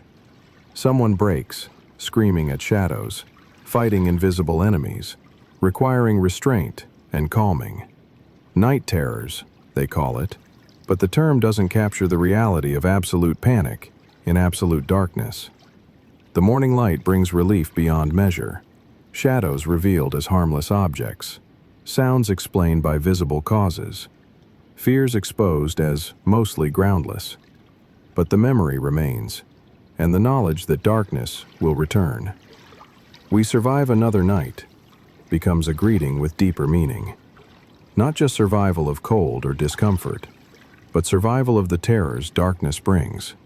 The psychological exhaustion adds to physical tiredness, making true rest even more elusive. Yet they adapt, these hardy medieval folk. They develop mental calluses against fear, learn to function despite terror, find ways to push through darkness, both literal and metaphorical.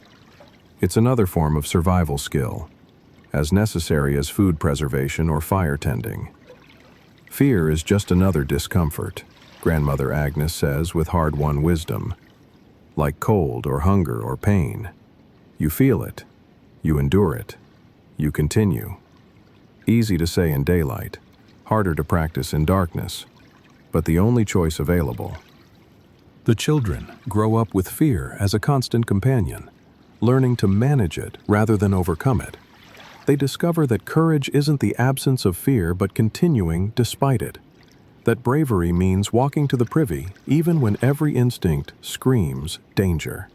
The torments of medieval nights shift and change with the seasons, each bringing its own particular blend of miseries that make peaceful sleep a distant dream. Let me guide you through the full cycle of a year's worth of sleepless nights, showing you how each season contributes its unique challenges to the symphony of discomfort. Spring arrives with false promises. The warming air suggests comfort, but spring nights in a medieval hut are perhaps the most miserable of all. The thaw begins, and with it comes water. Water everywhere. seeping through walls, dripping from thatch, rising from the ground itself. Thomas wakes to find his palate damp. Not soaked, which would at least be definitive, but damp with that clinging moisture that chills to the bone. The entire hut smells of mildew and rot as winter's accumulated moisture begins to release its hold. Spring cleaning isn't choice, it's survival, Ellen mutters as she surveys the damage revealed by improving light. Black mold creeps up walls like reaching fingers. Puddles form in corners where the floor has settled. The thatch, damaged by winter's weight, lets in not just water, but entire streams during spring rains. But water is only the beginning of spring's assault on sleep. The warming weather awakens every creature that has dozed through winter. The bugs emerge in clouds, flies hatching from eggs laid in every conceivable crack, fleas bursting from cocoons with 8 months of hunger driving them, spiders spinning new webs across every opening. The rats and mice, lean from winter, become bold in their desperation. They gnaw through barriers that held all winter, driven by the need to feed new litters. The sound of their teeth on wood becomes constant, like 100 tiny saws working through the night. Listen to them, William says with disgust, building their armies for summer. Every scratching means dozens more to plague us. He sets new traps, knowing they're inadequate, that for every rat caught, 10 remain. The birds return with spring, and while their dawn chorus might sound pleasant to romantic modern ears, to the sleep-deprived medieval family, it's torture. Beginning well before true dawn, continuing with increasing volume, making any return to sleep impossible once started. God's alarm clock, Father calls it, trying to find virtue in necessity.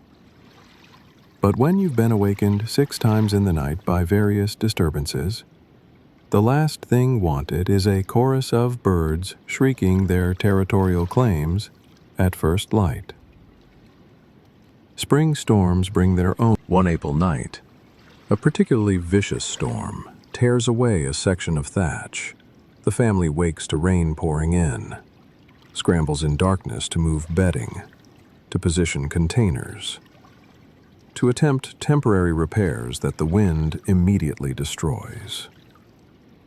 All hands, Father shouts over the storm's roar, and even the youngest children help, holding cloths over the gap, emptying buckets that fill faster than imagined possible, moving precious possessions away from the growing indoor lake. By morning, exhausted and soaked, they survey damage that will take weeks to properly repair. Weeks during which any rain means renewed flooding, renewed sleeplessness, renewed misery. The spring mating season adds its own soundtrack to the nights. Cats yowl with unnerving human-like cries. Dogs bark incessantly as they catch scents on the wind. Even the cattle below grow restless, lowering their availability to any bull within hearing. Nature's madness, Grandmother Agnes calls it. But it's a madness that allows no rest. When every animal for miles around is announcing its reproductive urges at maximum volume, sleep becomes a fantasy. As spring turns to summer, new torments emerge. The heat begins, turning the single-room hut into an oven that retains every degree of the day's warmth. The thatch, designed to insulate, works too well in summer, creating a space that never cools. The family lies in pools of their own sweat, bedding soaked, bodies slick, breathing difficult in the thick air. Opening the door and window helps little. and invites in clouds of mosquitoes and other biting insects that make the cure worse than the disease. "I'd rather freeze than cook," young John complains, forgetting winter's miseries in the grip of summer's different torture. But his parents remember both seasons clearly, know that each brings its own unique suffering. The summer insects reach plague proportions. Mosquitoes whine in the darkness, their high-pitched hunting songs preceding painful bites that swell into itching welts. Gnats fly into eyes and mouths, creating clouds so thick that breathing means eating bugs. Horseflies, drawn by the smell of sweat and animals, deliver bites that feel like hot needles. Their approach is silent, their attack sudden, leaving bloody wounds that attract more flies in an endless cycle. "Cover every inch of skin," Mother advises, but in the heat, covering means suffocating. The choice becomes torture by insect or torture by heat, with no good option available. The fleas reach their peak in summer, breeding in the warm conditions until the entire floor seems alive with jumping torments. The family's legs become covered in bites, red dots that merge into solid rashes of misery. "We could burn the whole place and start fresh," William mutters after a particularly bad night, and he's only half joking. Sometimes the infestation becomes so severe that extreme measures seem reasonable. Summer brings its own diseases. Flux and fever spread through villages, entering homes with invisible fingers. The fear of sickness adds psychological weight to physical discomfort, making every stomach gurgle seem significant, every headache potentially fatal. When illness does strike, summer heat makes it worse. Fever on top of ambient heat creates delirium. The sick person thrashes, cries out, requires constant attention and cooling that's impossible to achieve. The whole family tends them through the night, no one sleeping, everyone exhausted. The animals suffer too in summer heat, their distress adding to the nighttime cacophony. Cows pant like dogs, their breathing labored and loud. Pigs grunt in displeasure, wallowing in whatever moisture they can find. Chickens pant with open beaks, occasionally crying. "Even the beasts can't rest," Ellen observes, listening to the symphony of animal discomfort. God's creatures all suffering together. There's odd comfort in shared misery, but it doesn't bring sleep. Late summer brings harvest time, when sleep becomes a luxury no one can afford. Work continues by moonlight when weather threatens, the whole family laboring through the night to save grain that means survival. These nights blur together, cutting, bundling, carrying, stacking, pausing only for water and brief rest before continuing. Sleep grabbed in tiny increments, often standing up, leaning against whatever's handy. Sleep in winter becomes the motto, but everyone knows winter brings its own challenges. Still, the promise of rest someday helps drive bodies beyond exhaustion.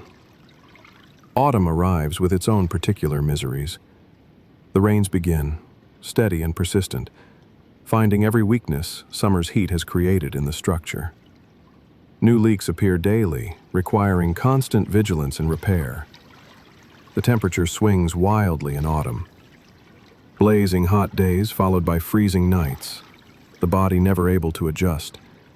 Bedding that's too heavy at sunset becomes inadequate by midnight, leading to constant adjustment, constant waking.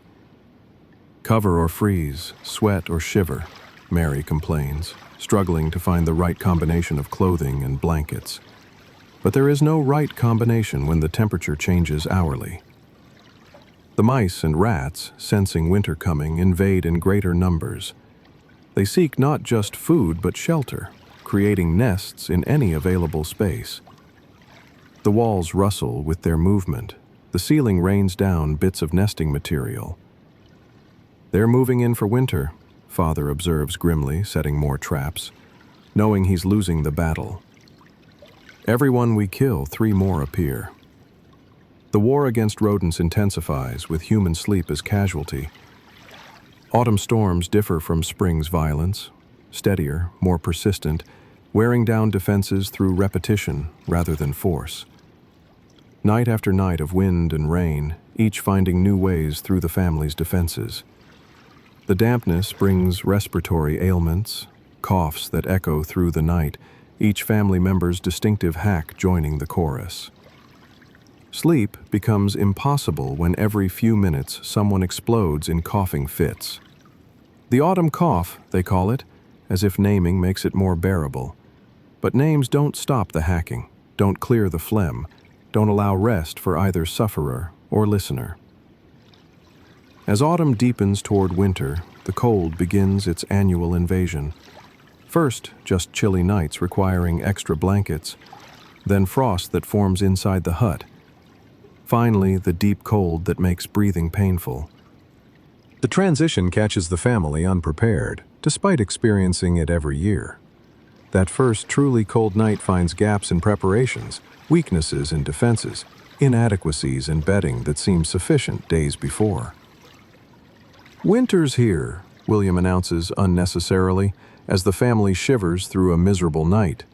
Tomorrow will bring frantic preparations, but tonight they endure, reminded again of their vulnerability. Winter proper arrives with its full arsenal of sleep-destroying weapons.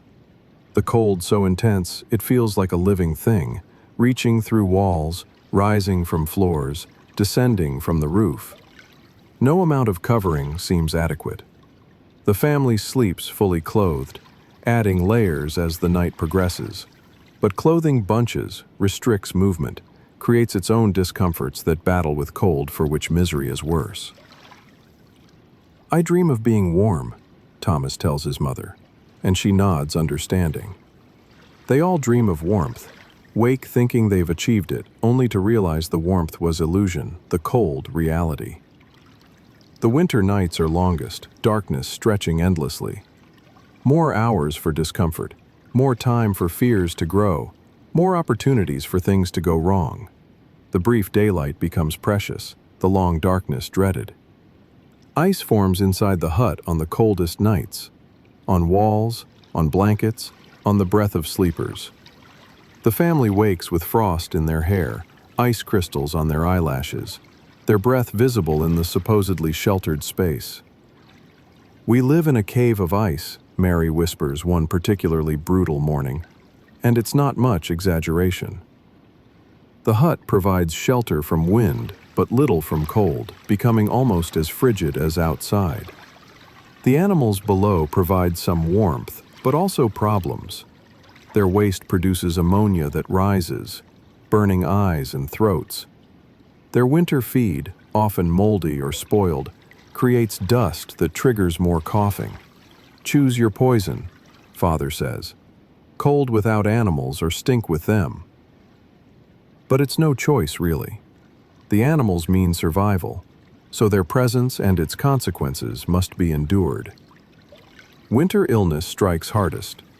Fever in a cold room creates violent chills, the body unable to regulate temperature. The sick person needs warmth, but heating risks the healthy, everyone suffering in the balance.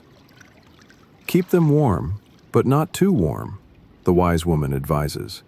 But achieving this balance in a freezing hut proves nearly impossible. Too many blankets, and fever rises dangerously. Too few, and chills might kill. The deepest winter nights bring silence that's almost worse than noise. When it's too cold for even mice to move, when wind dies and snow muffles all sound, the silence presses on ears, making heartbeats seem like drums. In this silence, every tiny sound magnifies. A coal shifting in the fire sounds like thunder, a sleeper's breath like wind, the house settling like it's collapsing. Nerves stretched thin by cold and exhaustion interpret every sound as threat. The quiet before death, Grandmother Agnes calls it, only half joking. The silence of deep winter does feel like death approaching, like the world ending, not in noise but in frozen stillness. Yet, somehow, impossibly, the family survives each night. They wake stiff and miserable, but alive, ready to face another day of winter's siege. The cycle continues, night after terrible night, season after miserable season. We're stronger than we know, Ellen tells her children, and it must be true. To survive such nights repeatedly, year after year, requires strength beyond modern comprehension. But the torments of medieval nights weren't confined to single households.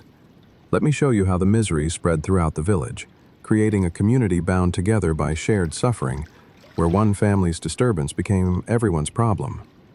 The proximity of medieval dwellings meant that sound traveled freely between homes.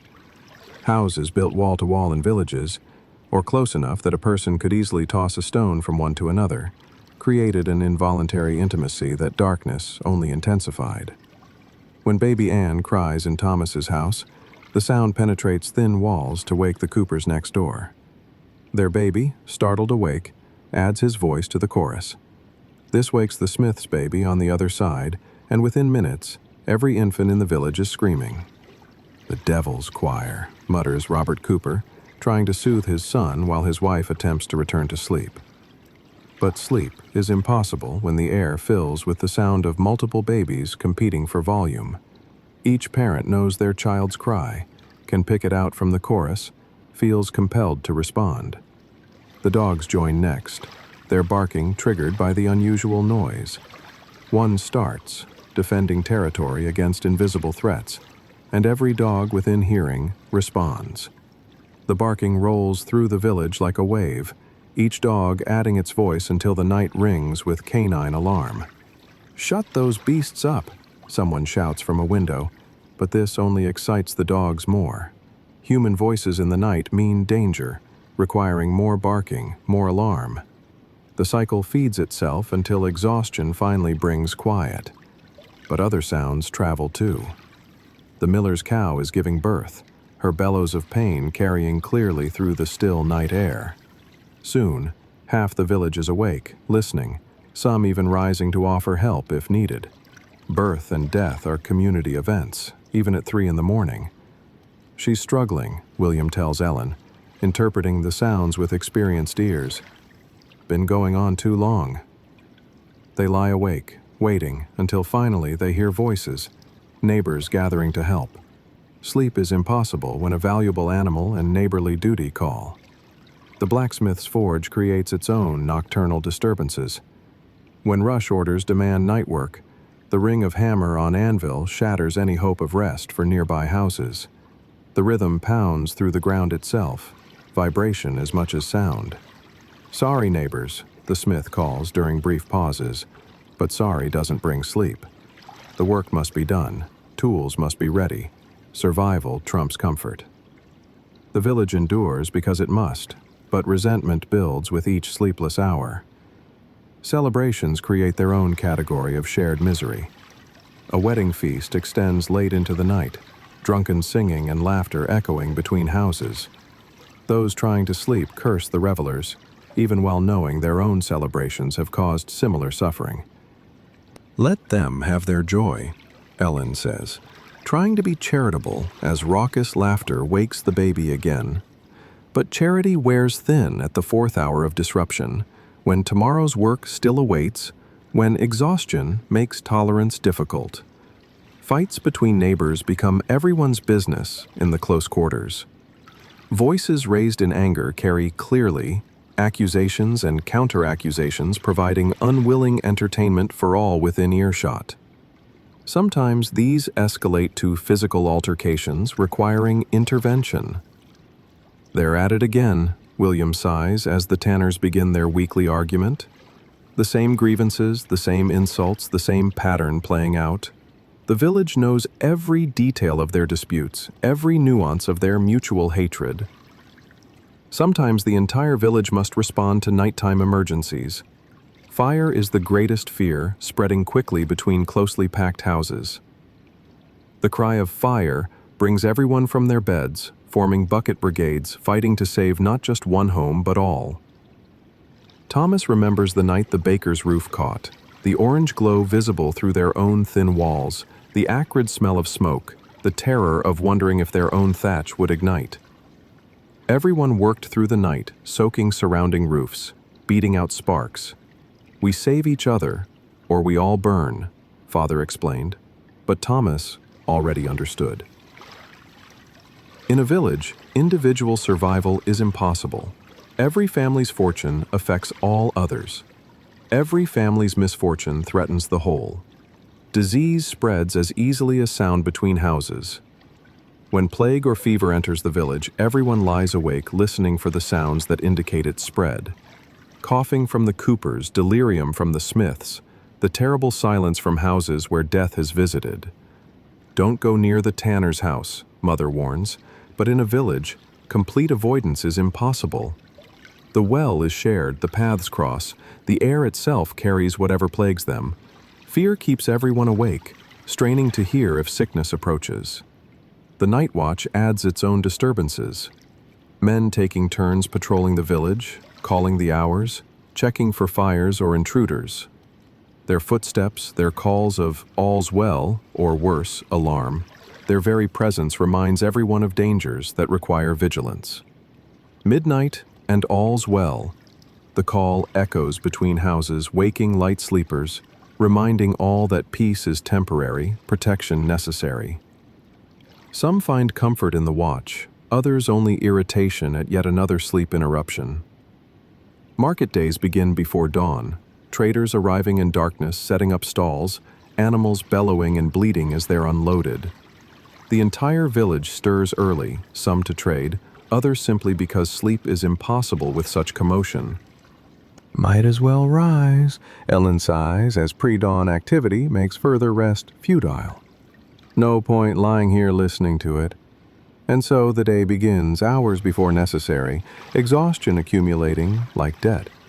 Seasonal work creates communal sleeplessness. Harvest time means everyone works through the night when weather threatens. The sound of scythes, the calls of workers, the creak of carts continues hour after hour.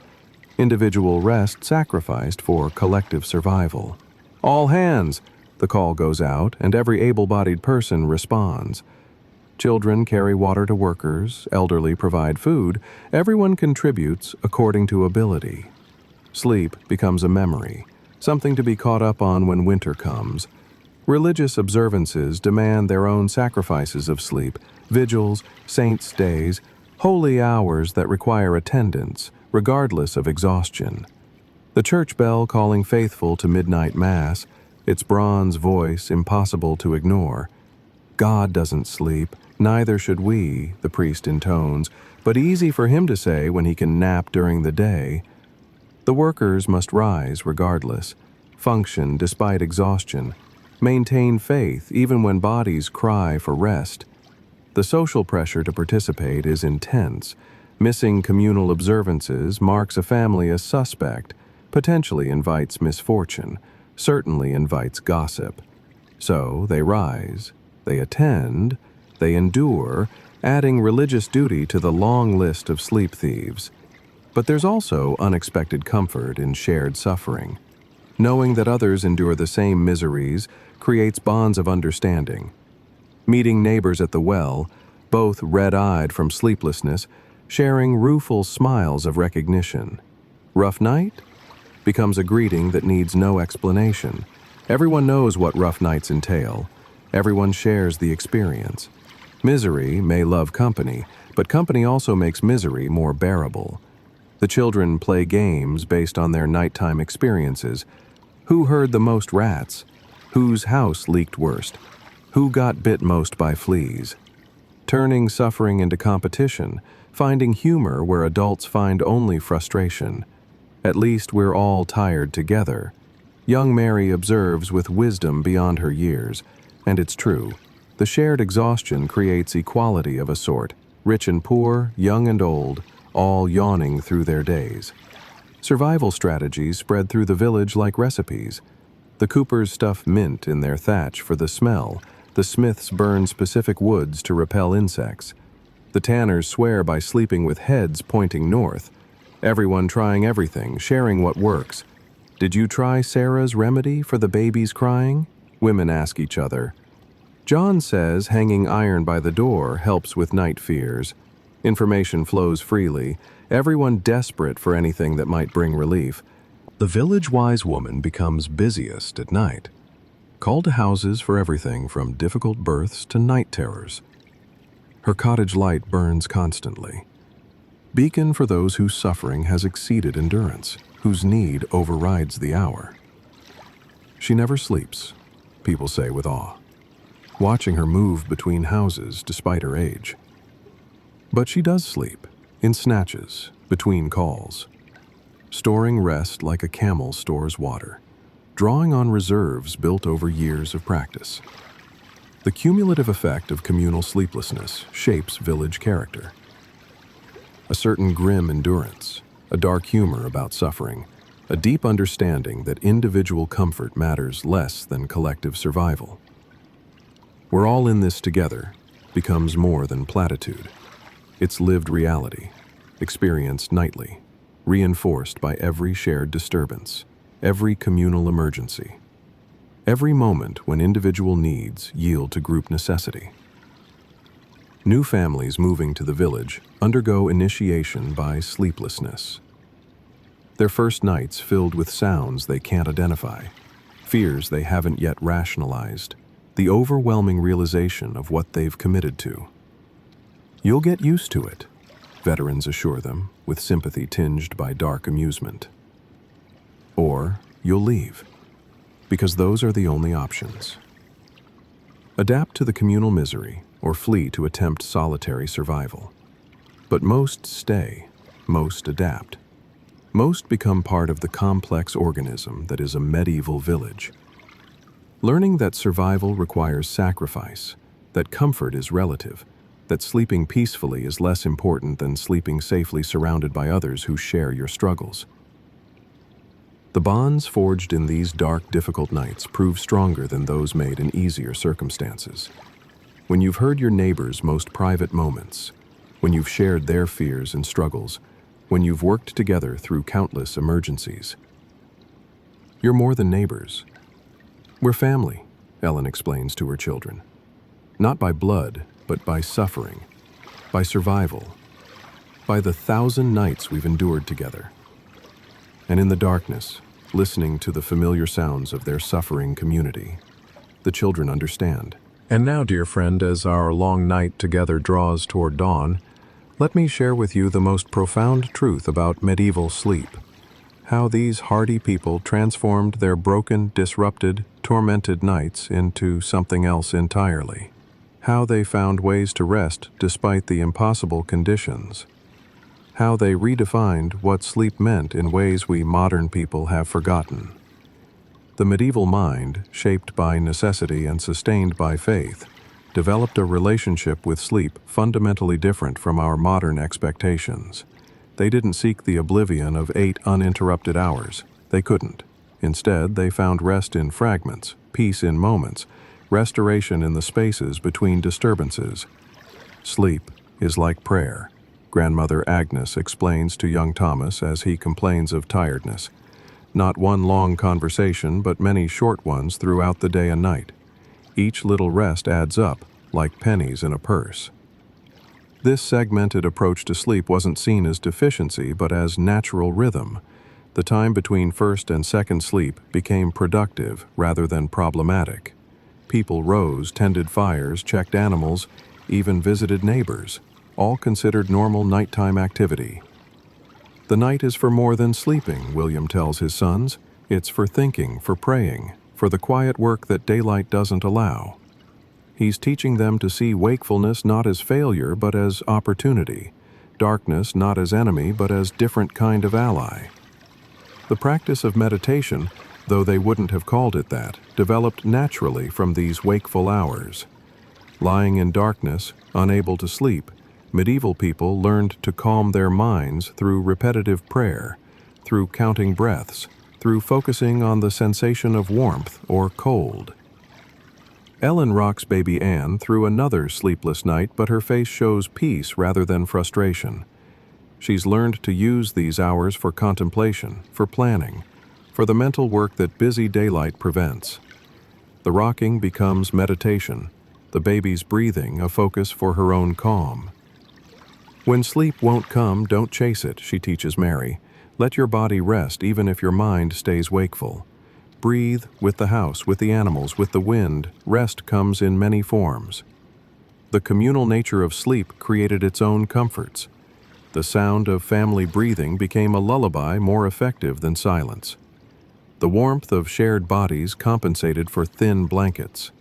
The knowledge of protection in numbers eased fears that isolation would have magnified. Thomas, initially horrified by the lack of privacy, gradually finds comfort in the constant presence of others. When nightmares wake him, his mother's breathing is there. When strange noises frighten, his father's steady snoring reassures. He's never alone with his fears. We breathe together, he realizes one night, noticing how the family's breathing has synchronized. In and out, in and out. 7 people sharing air, sharing rhythm, sharing life. It's profoundly comforting once accepted. The broken sleep patterns, rather than being fought, were incorporated into daily life. Short naps became normal. Dozing while working when tasks allowed. Catching moments of rest during daylight. Accumulating sleep like a scattered harvest. Rest when you can, not when you want, becomes the family motto. They sleep, leaning against walls while waiting for bread to bake. Doze during sermons when the priest's droning allows. Catch fragments of restoration wherever possible. This flexibility with sleep extended to dreams themselves. Without the clear demarcation between sleeping and waking states, dreams and reality blended more freely. Visions seen in half-sleep were taken seriously. Messages from the divine or dead given weight. I saw grandmother last night, Agnes announces matter-of-factly. Between first and second sleep, clear as day, she said even the constant interruptions became incorporated into rest patterns. People learned to wake, perform necessary tasks, and return to sleep without fully engaging consciousness. Moving through darkness on autopilot, conserving mental energy for true emergencies. I can tend the fire in my sleep, Ellen claims, and it's nearly true. Her body rises, adds wood, adjusts coals, returns to bed without her mind fully waking. Years of practice have made the routine so automatic, it barely disturbs her rest. The sounds that tormented initially became strange lullabies. The rat's scratching marked time like a clock. The wind's moaning provided white noise that masked other disturbances. Even the bugs' activities became predictable, ignorable through familiarity. I can't sleep without the sounds now, Mary confesses when visiting quieter relatives. The silence feels wrong, dangerous. I need my rats and wind and creaking beams to know all's well. Prayer became a sleep aid more effective than any modern pharmaceutical.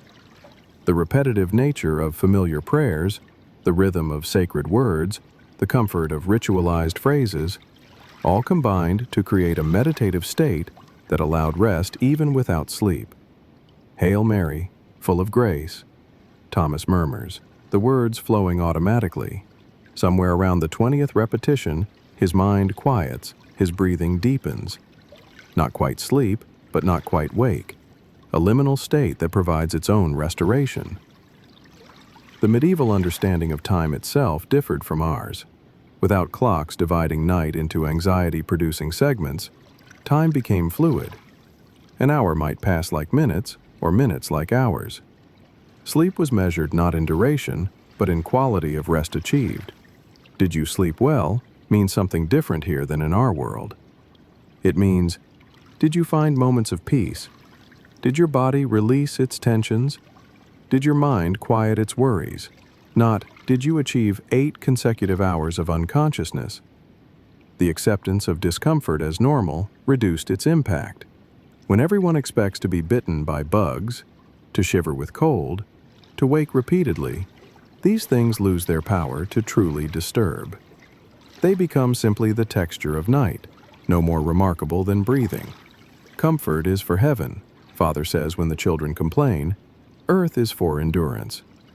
But he says it gently, understanding their struggle, sharing it, teaching them the mental adjustments that make endurance possible. Dreams became more vivid, more meaningful in this state of semi-sleep. The boundary between conscious and unconscious thinner, more permeable. Messages from the deeper mind emerged more readily, were remembered more clearly, influenced daily life more directly. I dreamed the solution, craftsmen would say of problems that plagued them.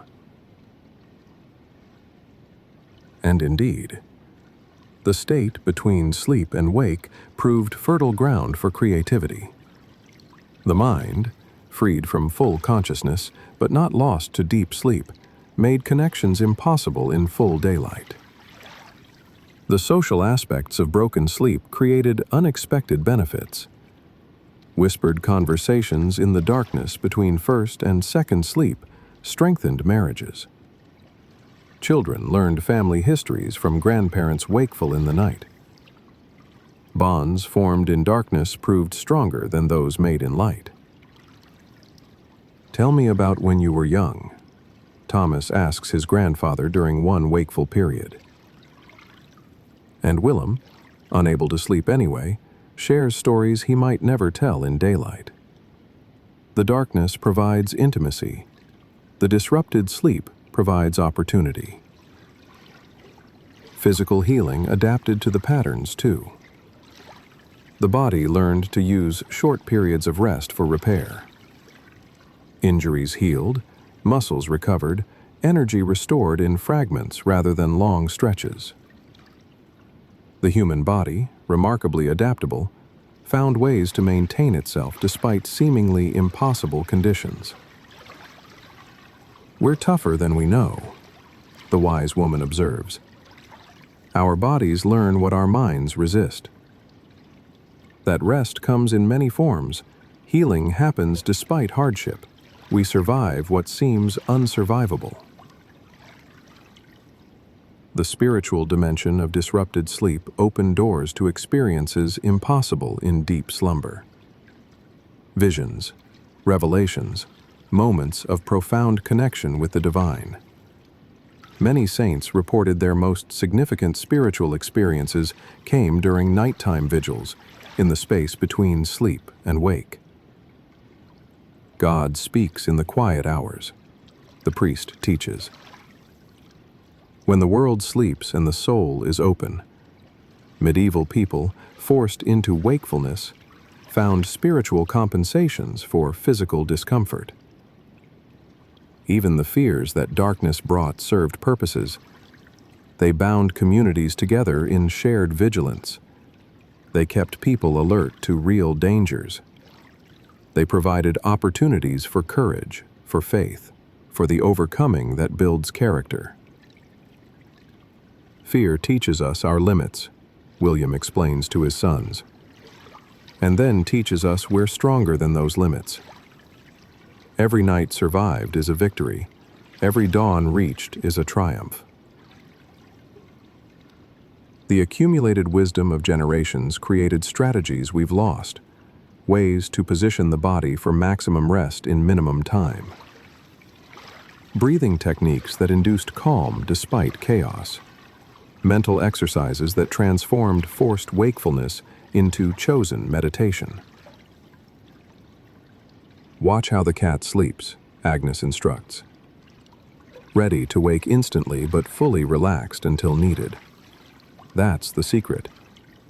Complete rest in the... This attitude toward sleep influenced entire worldviews. Medieval people lived more in the present moment, less concerned with future rest, more accepting of current conditions. They couldn't control their nights, so they controlled their responses to the nights. Tomorrow's sleep is tomorrow's concern became practical philosophy. Tonight we deal with tonight. This presence, forced by circumstance, created its own form of peace. The transformation was never complete. never perfect. There were still nights of misery, days of exhaustion, times when the human limit was reached and exceeded. But overall, medieval people achieved something remarkable. They found rest without peace, sleep without quiet, restoration without comfort. We sleep like soldiers, Thomas observes as he grows older. Ready for battle even in rest. And it's an apt comparison.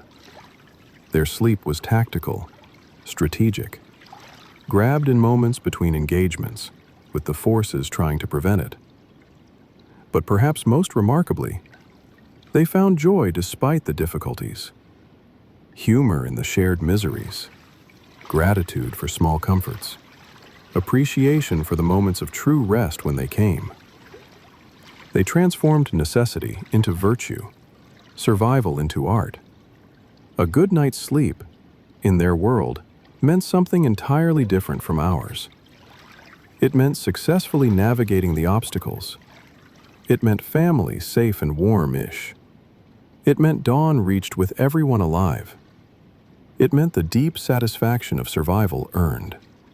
As our journey through their dark nights ends, as you prepare to return to your comfortable bed with its promise of uninterrupted slumber, remember this. They didn't just endure their sleepless nights. They transformed them. They found ways to rest without sleeping, to restore without comfort, to thrive despite conditions that seem impossible. In their disrupted, disturbed, difficult nights, they discovered truths about human resilience we've forgotten in our quest for perfect sleep. That rest comes in many forms. That the body adapts to what the mind accepts. That community provides comforts no amount of physical ease can match. We sleep poorly but live fully. Ellen summarizes their experience. And perhaps that's the ultimate lesson, that peaceful sleep, while pleasant, is not prerequisite for meaningful life. That humans can adapt to almost anything. That what seems unbearable becomes, with time and acceptance and community, simply life. So, when next you wake in the night, disturbed by some minor sound or passing discomfort, remember Thomas and his family. Remember their rats and fleas and cold and fear. Remember how they transformed the unbearable into the everyday. And perhaps find, in your own small discomfort, this attitude toward sleep influence entire worldviews. Medieval people lived more in the present moment, less concerned with future rest, more accepting of current conditions. They couldn't control their nights, so they controlled their responses to the nights. Tomorrow's sleep is tomorrow's concern became practical philosophy. Tonight we deal with tonight. This presence, forced by circumstance, created its own form of peace. The transformation was never complete, never perfect. There were still nights of misery, days of exhaustion, times when the human limit was reached and exceeded. But overall, medieval people achieved something remarkable. They found rest without peace, sleep without quiet, restoration without comfort. We sleep like soldiers, Thomas observes as he grows older, ready for battle, even in rest. And it's an apt comparison. Their sleep was tactical, strategic, grabbed in moments between engagements with the forces trying to prevent it. But perhaps most remarkably, they found joy despite the difficulties. Humor in the shared miseries, gratitude for small comforts, appreciation for the moments of true rest when they came. They transformed necessity into virtue, survival into art. A good night's sleep in their world meant something entirely different from ours. It meant successfully navigating the obstacles. It meant family safe and warmish. It meant dawn reached with everyone alive. It meant the deep satisfaction of survival earned. As our journey through their dark nights ends, as you prepare to return to your comfortable bed with its promise of uninterrupted slumber, remember this. They didn't just endure their sleepless nights, they transformed them. They found ways to rest without sleeping, to restore without comfort, to thrive despite conditions that seem impossible. In their disrupted, disturbed, difficult nights, they discovered truths about human resilience we've forgotten in our quest for perfect sleep. That rest comes in many forms. That the body adapts to what the mind accepts. That community provides comforts no amount of physical ease can match. We sleep poorly, but live fully. Ellen summarizes their experience. And perhaps that's the ultimate lesson. That peaceful sleep, while pleasant, is not prerequisite for meaningful life. That humans can adapt to almost anything. That what seems unbearable becomes, with time and acceptance and community, simply life.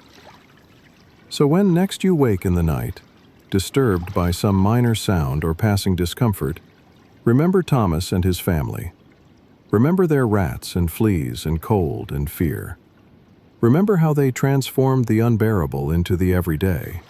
And perhaps find, in your own small discomfort, a connection across centuries to those who knew that sleeping in a medieval hut was never peaceful, but who found their own forms of peace anyway.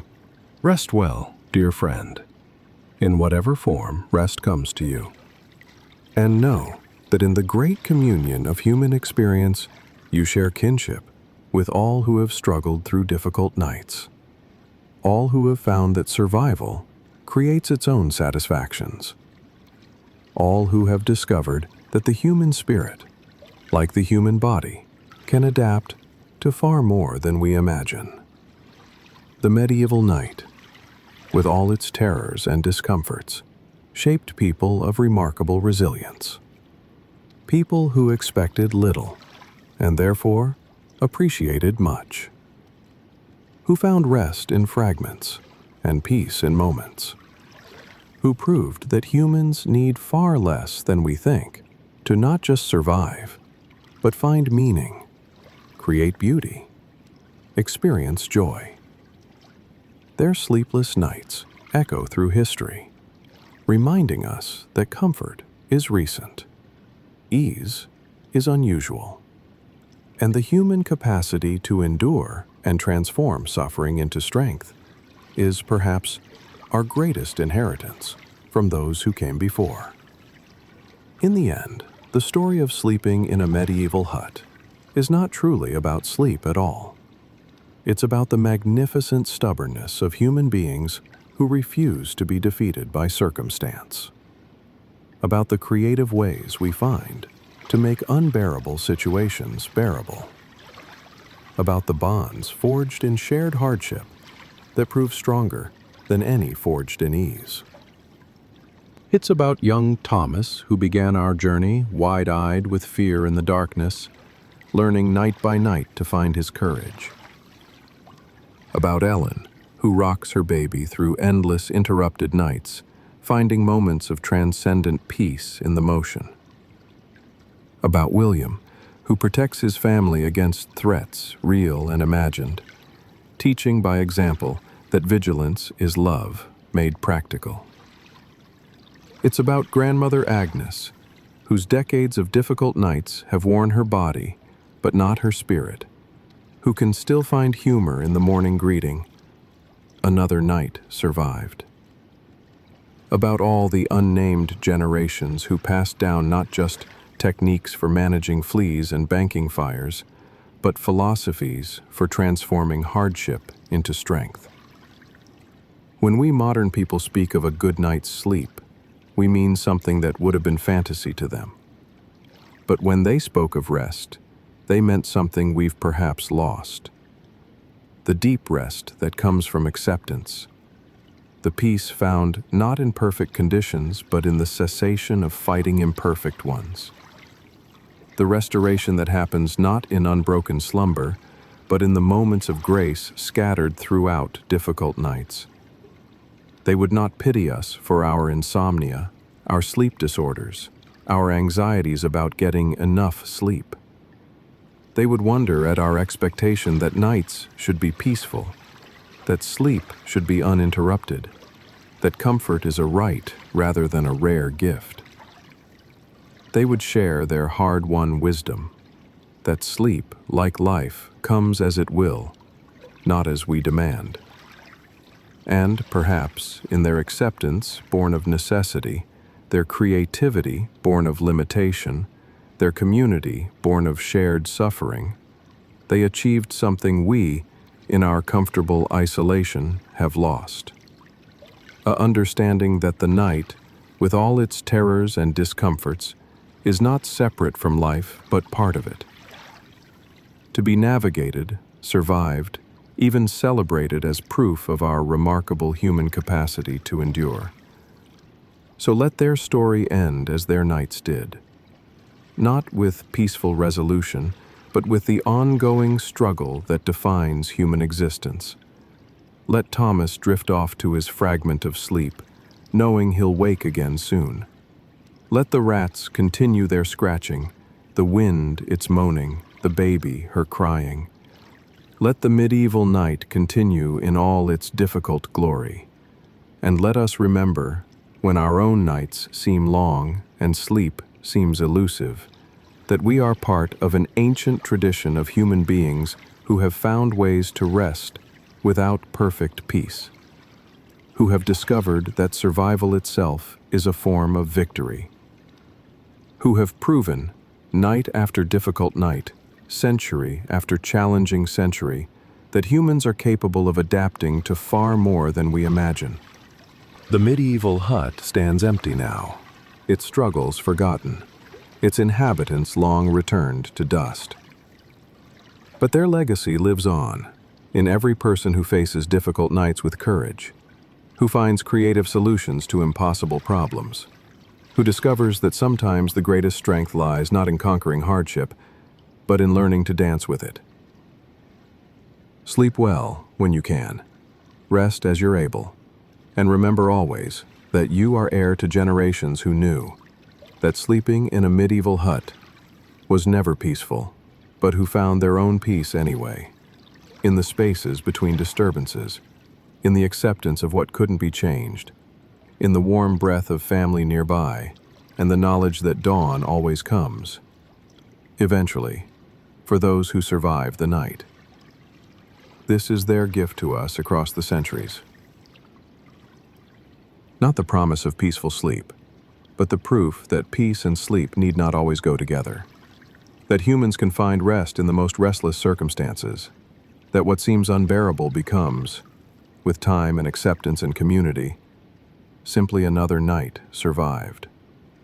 And in that survival, in that acceptance, in that transformation of suffering into strength, lies perhaps the deepest rest of all, the rest that comes from knowing we are part of something larger than our individual comfort. Part of the great human story of endurance, adaptation, and the peculiar triumph found in simply continuing. The medieval night is over, but its lessons linger, teaching us that peaceful sleep, while pleasant, is not necessary for meaningful life. That disruption and discomfort, while challenging, need not defeat us. That in the darkest, most difficult nights, humans have always found ways to create their own light. And so we leave Thomas and his family to their eternal rest, no longer disturbed by rats or cold or crying babies, but leaving behind the testament of their survival, the proof that humans can endure far more than seems possible, the legacy of all who have passed through difficult nights and found, somehow, the strength to greet another dawn. May your own nights, however difficult, be easier than theirs. May your rest, however broken, restore you. And may you remember always that you are stronger than you know. Heir to generations who transformed the impossible into the everyday, who found rest without peace and peace without rest, who proved that in the end, it's not the quality of our sleep that matters, but the quality of our spirit in facing whatever the night might bring.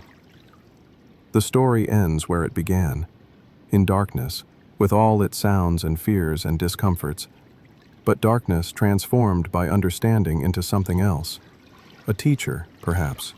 A test of character. A reminder that comfort is not required for contentment. That humans are capable of finding meaning and even joy in the most unlikely circumstances. And in that transformation lies the true gift of those who slept, however poorly, in medieval huts. The knowledge that we too can transform our own difficult nights, not into peaceful slumber perhaps, but into something equally valuable.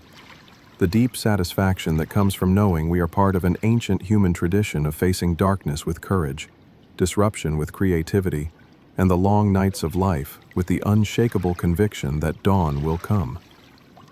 For those who endure, for those who adapt, for those who find their own forms of rest in the most restless of circumstances, dawn always comes.